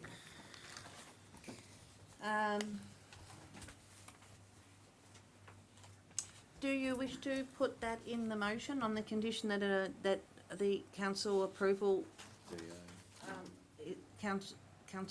all required council's approval, council approvals are sought and gained or something? Oh, don't think it's necessary. I think that is a given that they will apply. Is for it? Well, they should. Well, is it known though? No, You're probably hanging it not, on your yes. fence, and I Okay. don't know if it is actually a known. So, yes. So the council, so I'm doing what you just did. The council approves a grant to whatever to purchase one exterior Yes. waterproof and lockable notice board with shatter-resistant polycarbonate front, on the condition that all council approvals are obtained. All required council approvals are obtained. Right? Yep. Is it on condition or subject to? Subject to. Who? Yep, subject to is fine. You're Yes, happy? I'm happy with that. That's Councillor fine. Browning, are you happy? Yes. Very happy. I'm nodding, I'm writing, nodding. You've got To subject all to. council approvals Yeah, being that's it. obtained. That's fine. So, I'll read it to you. Waterproof and lockable notice boards with board with shatter-resistant polycarbonated, subject to the required council approvals being obtained. Yeah. Yes. Yes? Yes. Okay. Put the motion, all those in favour? It's unanimous, thank you. Okay, moving forward, 711, page 153, Orford Primary School. Oh yeah, you're not leaving on this one, are you? Yes, you're right. I would move that council approve a grant of $200 to the Orford Primary School to purchase 2 cornflake signs to promote the Back to Orford Primary Celebration Day.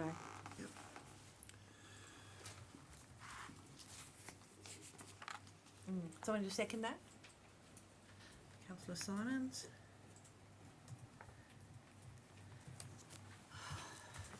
Open for discussion? Can I just make a comment, Mayor?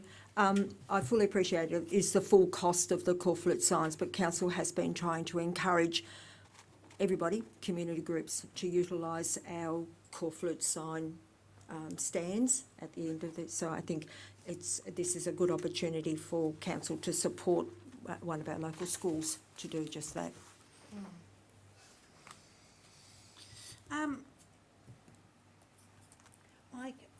If that's what it costs, $200 for 2 signs, that's a lot of money. Yes. And I think we need to reconsider our signage standards, you know what I mean? Because you can't ask a community group or people to have to spend that amount of money to put a sign up to promote their event, because half their profit would go before they kicked off.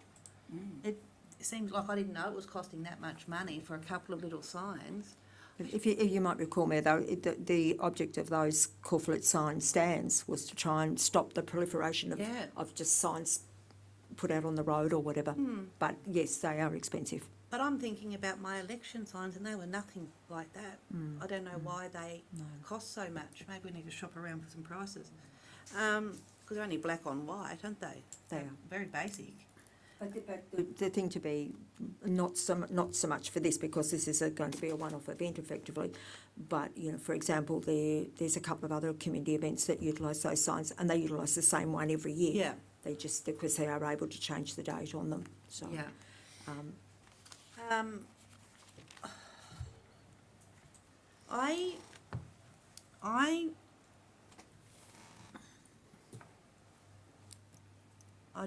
I'm having a problem with, this is not, I know this is an event, this is not Education Department, No. shouldn't be Education Department funded.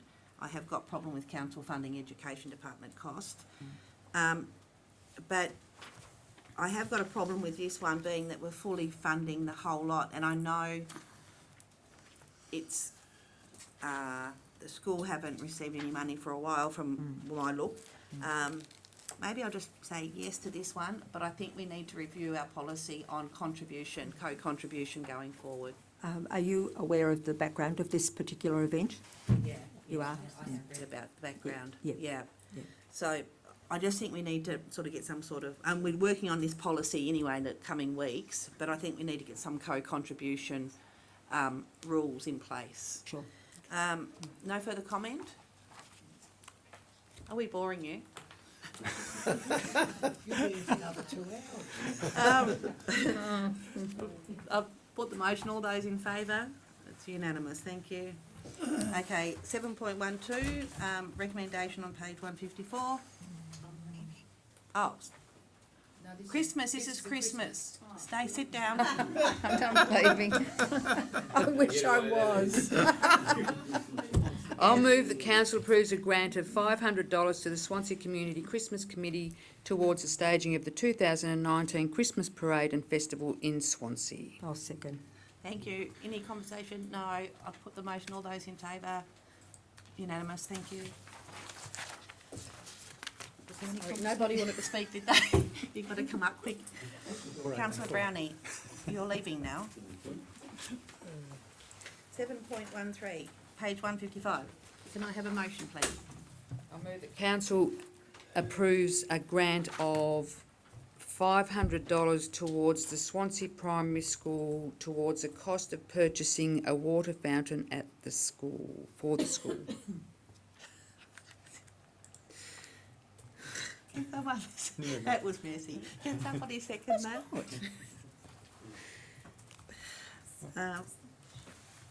You missed it. It's $500.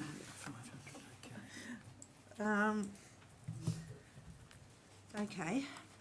I'm open for discussion. I have a problem. Again, we need to review our policy, and I have a real problem with items. It's up to the Education Department to provide water and water fountains, and if we're taking money out of our rates money, that's money coming out of our road, footpaths and rubbish budget. So I think that's my concern here, is I don't think council money should be spent for these purposes. This is an infrastructure cost for the school, and they need to lobby the government harder, in my opinion. Or fundraise. I know it's hard, but so it's also hard at council level too with limited funds. So I just don't think I can support this one. Anyway, no further comment. I'll put the motion. All those in favour? Councillor Churchill, Arnold, Deputy Mayor Woods. Against, Councillor Pike, myself and Councillor Simons. That's 3-3. The motion's lost. Could a nice letter please go out? Sure. I can help you write it. I can Yeah. even sign it if you wish. We'll invite Councillor Councillor Browning, Browning back in. Oh, yes, please.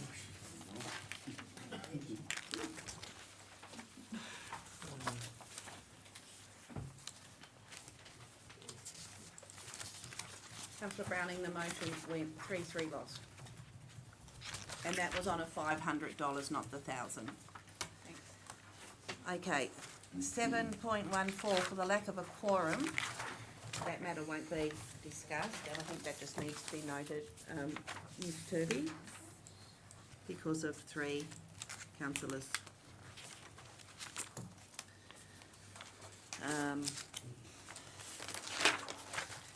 Okay, moving on to 8.1. on page 165.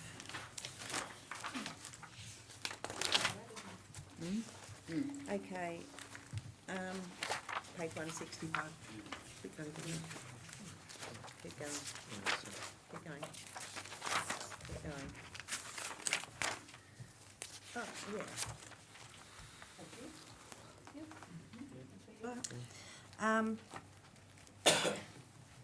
So, can I have a motion, please? Well, I'll move it because I'm the author, if that's okay. Oh, you are too. Go. That council amends the terms of reference for the Prosser River Mouth Master Plan as follows. 1, term, the advisory, sorry, my apologies everybody. The advisory group will remain in place until such times as it has provided council with a draft master plan. It's expected that the proposed master plan with associated options will be presented to council within 9 months from the time of the first meeting. 2, a meeting quorum will be half the number of the total members of the group, and meeting agendas and minutes will be provided by a nominated council officer. This includes preparing the agenda and supporting papers, preparing meeting notes and information, and meetings will be held as required and determined by the committee. And 3, that to be included in the references, that the Prosser River Entrance Stabilisation Project Plan report be added to the references. I want somebody to second that, please. Councillor Simons. So, we had a discussion so the meeting was held on Friday, the first meeting. There was discussion at that meeting, so I sent out, I made some notes and sent them out today on some of the things that were brought up. And there was it was discussed today at the workshop. So one of them is that on the first paragraph, what says at the moment, permanent and non-permanent residents, that changes to residents, ratepayers and visitors. You haven't got this one?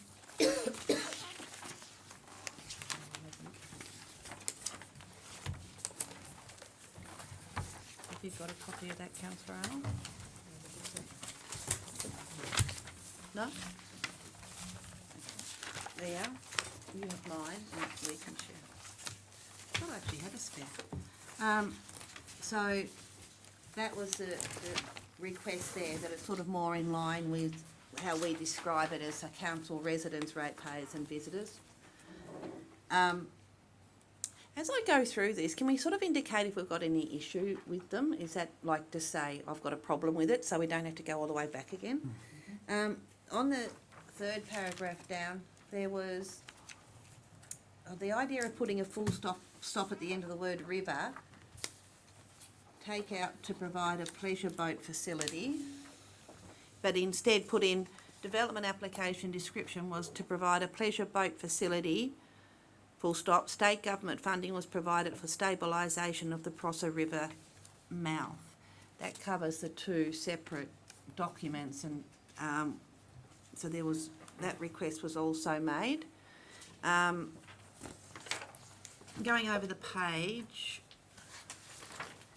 on the couple of lines down, it says to develop options having, and this is the request to put in here, having regard for the land tenure and relevant legislation for a master plan to facilitate improved shared use and whatever. So it's just having regard for the land tenure and relevant legislation, because it actually is quite complex in that area, in some parts of that area, on who owns the land and licenses and leases and whatever.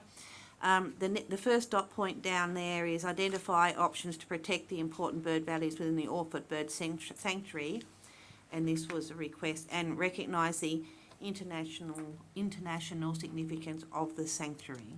That was another request. Then further down instead of 4 months, it's 9 months. So it gives us 5 months from the date of our first meeting. Further down, it's including property services instead of Crown Land services. I'm just going to flick the page just to clean this one up. Over the page towards bottom, meetings will be held as required. And take out how many hours. And then, as in the motion, there was the Prosser River Entrance Stabilisation Project Planning Report, December 2015 is added in. The other question that came up at the meeting was a request was made for Chris Dillon to be added as a member due to Chris working on the Prosser River mouth issue for 20 plus years. Chris was integral in obtaining the funding through the then Orford Tribunna Chamber of Commerce.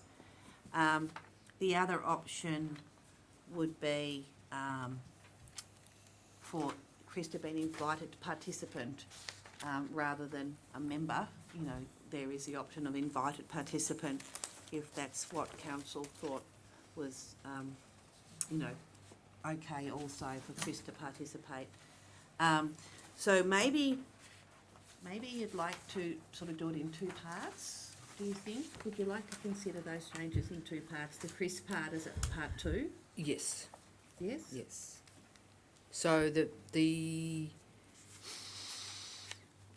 motion as it stands at the moment, so you're putting an amendment to this motion? Well, it's as, sorry, you've moved it. Who seconded it? Councillor Simon. So if you're happy with those extras,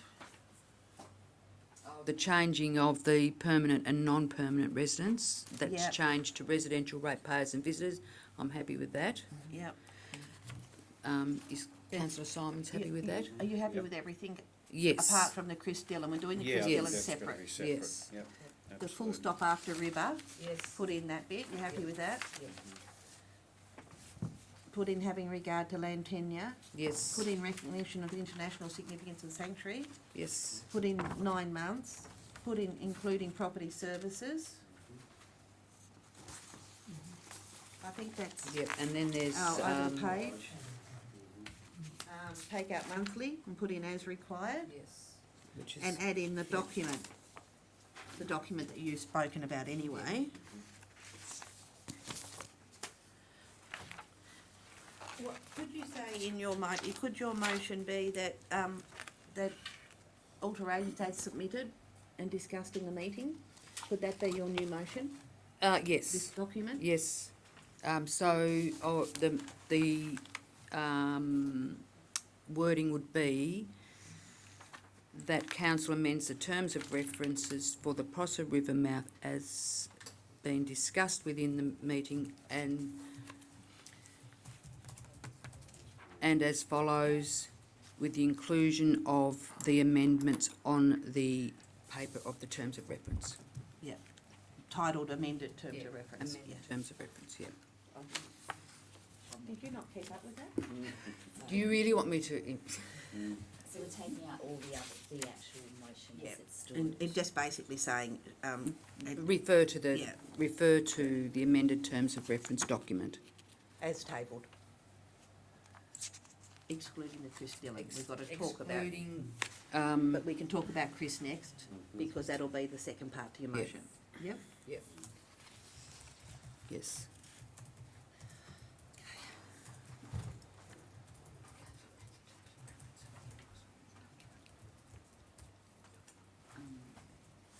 Presented.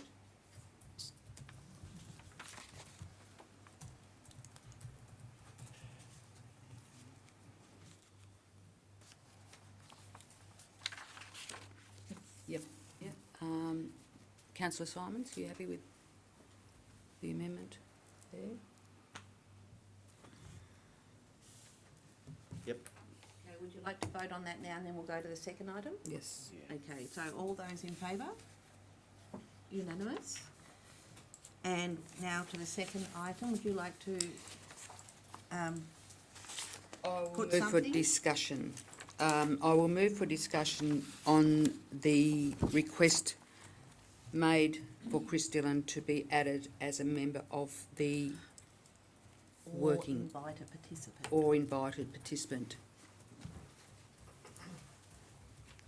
to the Prosser River Mouth Advisory Group. I think it'd be useful to have Mayor, this as an could, invited could, participant. could we please have the matter of Mr Chris Dillon to show Yeah, sure. respect to Yes. our ratepayer? Yes. Oh, you moved to discuss. Can we have somebody to second the discussion? Yes, councillor Arnold will No, second. councillor, I think, yeah, it says councillor Simons moved it to second it, so. Oh, but we're on a second bit. That's Yes. okay, we'll go to councillor Simons. You are- Sorry, we're going to yeah, be consistent you are for gonna you. vote. Okay. Yes. Okay, we're moving for discussion now. Yes, so we can discuss. We need to go, oh yes, that's it. So personally, I don't have any issue with not putting Chris on as a member, but I think he'd be good as an invited participant to have not necessarily a vote, but Ask a question, did you actually put the motion to discuss? yeah, No. yeah, that's what you did. Oh, sorry, I put the motion to discuss. Unanimous. Sorry, got to move in a second. I got nearly there. Yeah, Chris, I think he would be a valuable invited participant with his knowledge of the area. Yeah, personally, that's what I think. Councillor Pike? I just have a query. I was wondering why all was Mr Chris Dillon away when the expressions of interest were called for this No. group? Mr Dillon applied, Right. but at the time, and was discussing this, was it today? It was when, the president of the Spring Bay Chamber of Commerce, Right. they're called Spring Bay Chamber of Commerce now, applied, and Mr Dillon applied, and from memory, the president of the chamber wrote down that he was the president of the chamber, but when we got to the meeting, he sort of wasn't there on behalf of the chamber. He made it very clear that he's just there. Thank you. And because the chamber had a big part of the getting the money in the first place to open it up and have a lot of knowledge, then so the decision was made by council to have the president of the chamber, but as an individual. And so Chris did apply, Yes, that's, or Mr Dillon did apply. But yeah, and so that's sort of where it got to. yes, thank you very much Thank for you. clarifying. Councillor Browning? Through the Mayor, can I just ask how many people are on the committee? There's about 5 community people, the 2 councillors, maybe 5 community people, a couple of staff. Good. Yeah. So quite a few, really. Yeah, but normally staff aren't members. It's rare that staff are members, and this one for some reason, was put through as staff are members. Normally they're here to provide advice and guidance, and they're not normally members. And in our Section 24 guidelines, in fact, it says staff aren't members, but in this case they are. So if you actually took the staff out of it, yeah. Thank you. And it is a really complex area, like we're talking. Oh, sorry, there's Eric Caller too. Sorry, Eric's there. It's a complex area. We're talking sand movement. We're talking birds. We're talking boats. We're talking water. We're talking beach users. We're talking barbecues. We're talking car parks. It's not just one little area we're talking about. And you actually need the expertise of Peter Hopkins from Masters also on there. So I think that from memory, there's around about 10, if I may. Yeah. So, but that experience and that's needed around that table, and sort of Mr Dillon comes in that level, like the Peter Hopkins level, in my opinion. Certainly stuff I don't know that they know. Okay, any further comment? Oh yeah, Councillor Arnold. I just have a question. I personally don't have a problem with Mr Dillon being added as an invited participant to the group under the section other specialists may be invited.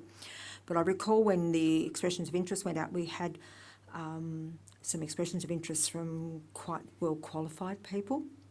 I'm just wondering if they were of a mind to put in a request to be included, how would we handle that request? Yeah, I think on its merit, like, you know what I mean? If what sort of people? I can't recall. I think there were a couple of people that had ecology from memory, ecology degrees or something like Rosemary that. Wood got in and she had all that. She had a lot. I think there was a Another? couple of others from memory. Oh, yeah, there was one Yeah. from Barton Avenue. So I think, you know, I just think, Chris, if it wasn't for Mr Dillon, this would never have happened. Yeah. Whether that's a positive or a negative As I is said, irrelevant. I don't but, have, I don't have a yeah. problem with the process we're going through now. Yeah, If he's being invited under that other specialist category. yeah. But my question is, if we have people from the original EOI process approach council to be a participant member, how will we deal with those requests? Yeah, I think on their merit. But I do think Mr Dillon does bring 30 years of actual knowledge and he got the money. Well, he was a big part of getting the money, so I think he's a bit special. Sure. Okay, I'll put the motion. All those in favour of this, of Mr Dillon being an invited No, we haven't No, got a that's motion. the discussion. We need a motion. Oh, not again. Sorry, my apologies. So we need A motion. a motion, so it is that Mr Dillon, Mr Chris Dillon. the council appoints Mr Chris Dillon Yes, that's it, as an invited as an participant. invited participant of the group. Thank you.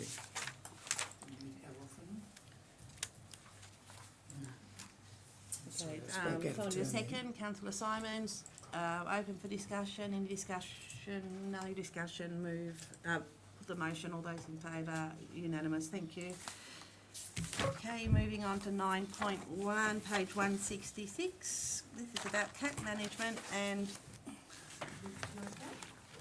Yes.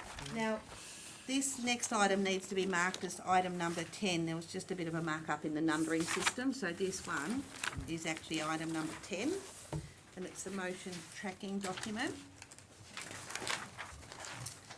And recommendation there is that council receives and notes the information contained within the motion tracking document. The next item will be, it changes from item 10 to item 11, questions without notice. You will see a response there to councillor Arnold's question last month. So I ask, are there any questions this evening? Councillor Pike?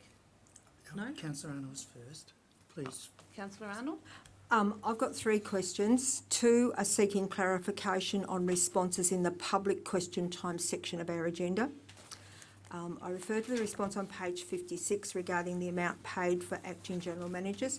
Does the amount of $82,467 include any travelling and accommodation costs that were paid by the council? If not, what was the total of those payments? And I accept that question will probably have to be taken on No, notice. it won't need to be taken on notice, it is complete. It's complete of travel, accommodation, fuel, super, Everything. everything. Thank you. So the package, if you like. Yep. Right. My second question is, I refer to the response to Mr Brian Moore on page 57 of this agenda. Is it accurate that work has commenced on the subdivision in the absence of a determination from the Planning Tribunal? If so, on what basis was the permit issued? Is it accurate that an arrangement for the stormwater has been entered into with the golf course? If so, is there a formal agreement or MOU with the golf club or the developer in relation to the future maintenance of that stormwater infrastructure?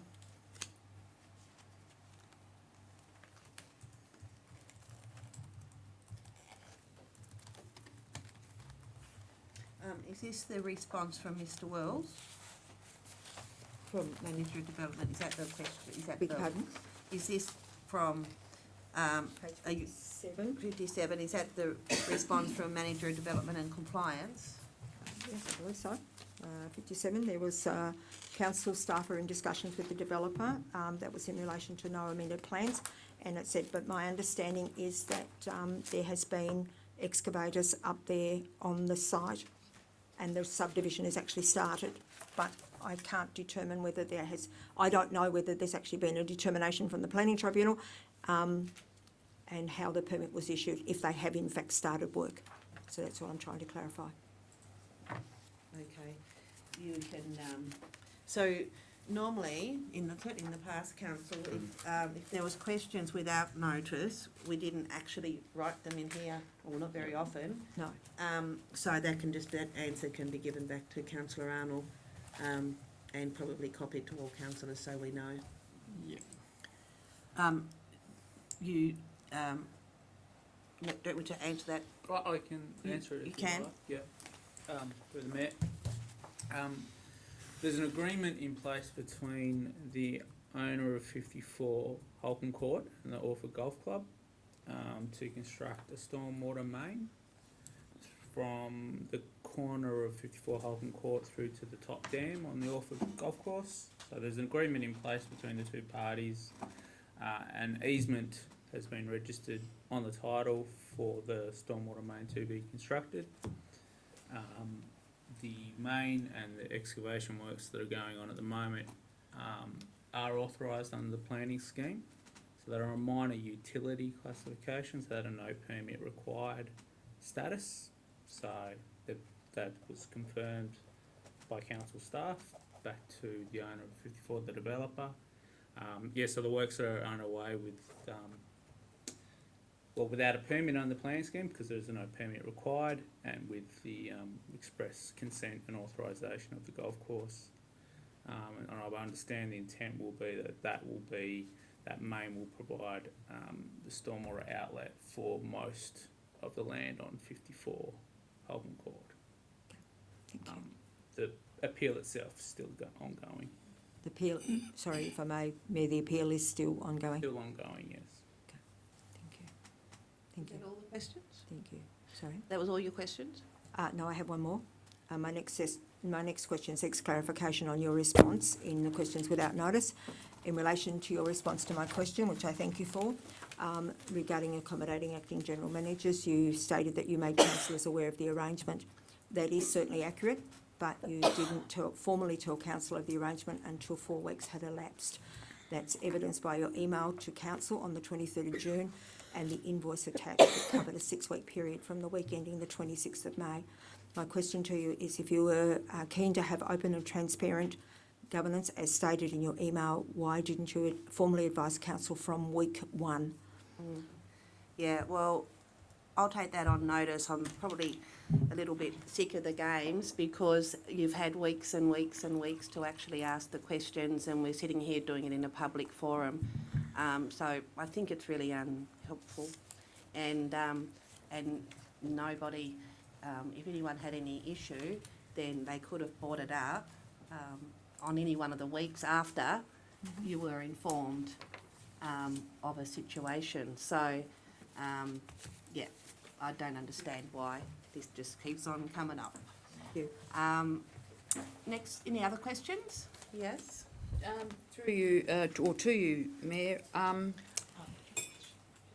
have the answers from Mr. John Hancock and Miss Catherine Hancock, which were asked about the Holcombe Court subdivision in June this year, have they been answered? And have I missed them? No, have you? No, I don't How would I know that answer now? Because Yeah. they were taken, they were taken on notice, and I was just wondering whether there was a response to the Hancocks with regards to their question. So that was just a question, so I'm not sure whether they've been answered or not. No, I wouldn't be either, sitting here tonight having been first time been asked that question. Questions without notice, if I may, Mayor, is all about. Yeah, but if you just told me in the workshop in the last 4 hours, I could have asked. Mr. Wells, can you recall any response being given to the Hancocks? I can't, sorry, I don't even recall the question. No, me either. So we'll just do the same again and get an email to councillors, okay? Thank you. Any others? No, not from me. Okay. Sorry, councillor think Pike. That's all right, Mayor. Thank you very much. Look, mine's more of a question out of curiosity, I guess, following our meeting with the field ground and all the ground staff this afternoon and the comments. I guess what I'd like to know is, with the expression of interest that's out there now, how, will that or won't that affect any of our staff? that we For saw the lawn today? mowing? Yes, for the lawn mowing, the town maintenance part. you Yeah, know, the no, lawn- no, Oh, no, that's good. there would, the, no, the intent of that is, that was done externally. Yep. There was a motion put last council, during the last council period, that wouldn't occur again. I think it was not without, couldn't occur without the approval of the council, because the previous council CSI. didn't know about it, and so that was a motion. So there's been an expression of interest put out, or some words along those lines. That needs to be workshopped, but there still needs to be determination from council as to what direction we go with that. Okay, that's Okay, terrific, but thanks. at the end of the day, there won't be any loss of employment because the current situation is it's done externally anyway. So, yeah, there's not current That's- staff, That's yeah. good. I just, just sitting here and today, and I thought, what's Yeah. going to happen? So that was my curiosity. Yeah, sure. Thank you. Sure. Thank you very much. Any further? Oh. I hate to do this, we're going to close the meeting, it's been a long one. Item 12. So I declare the meeting closed at 7:21 PM. Thank you, everyone. Thank you, everybody. Thank you very much.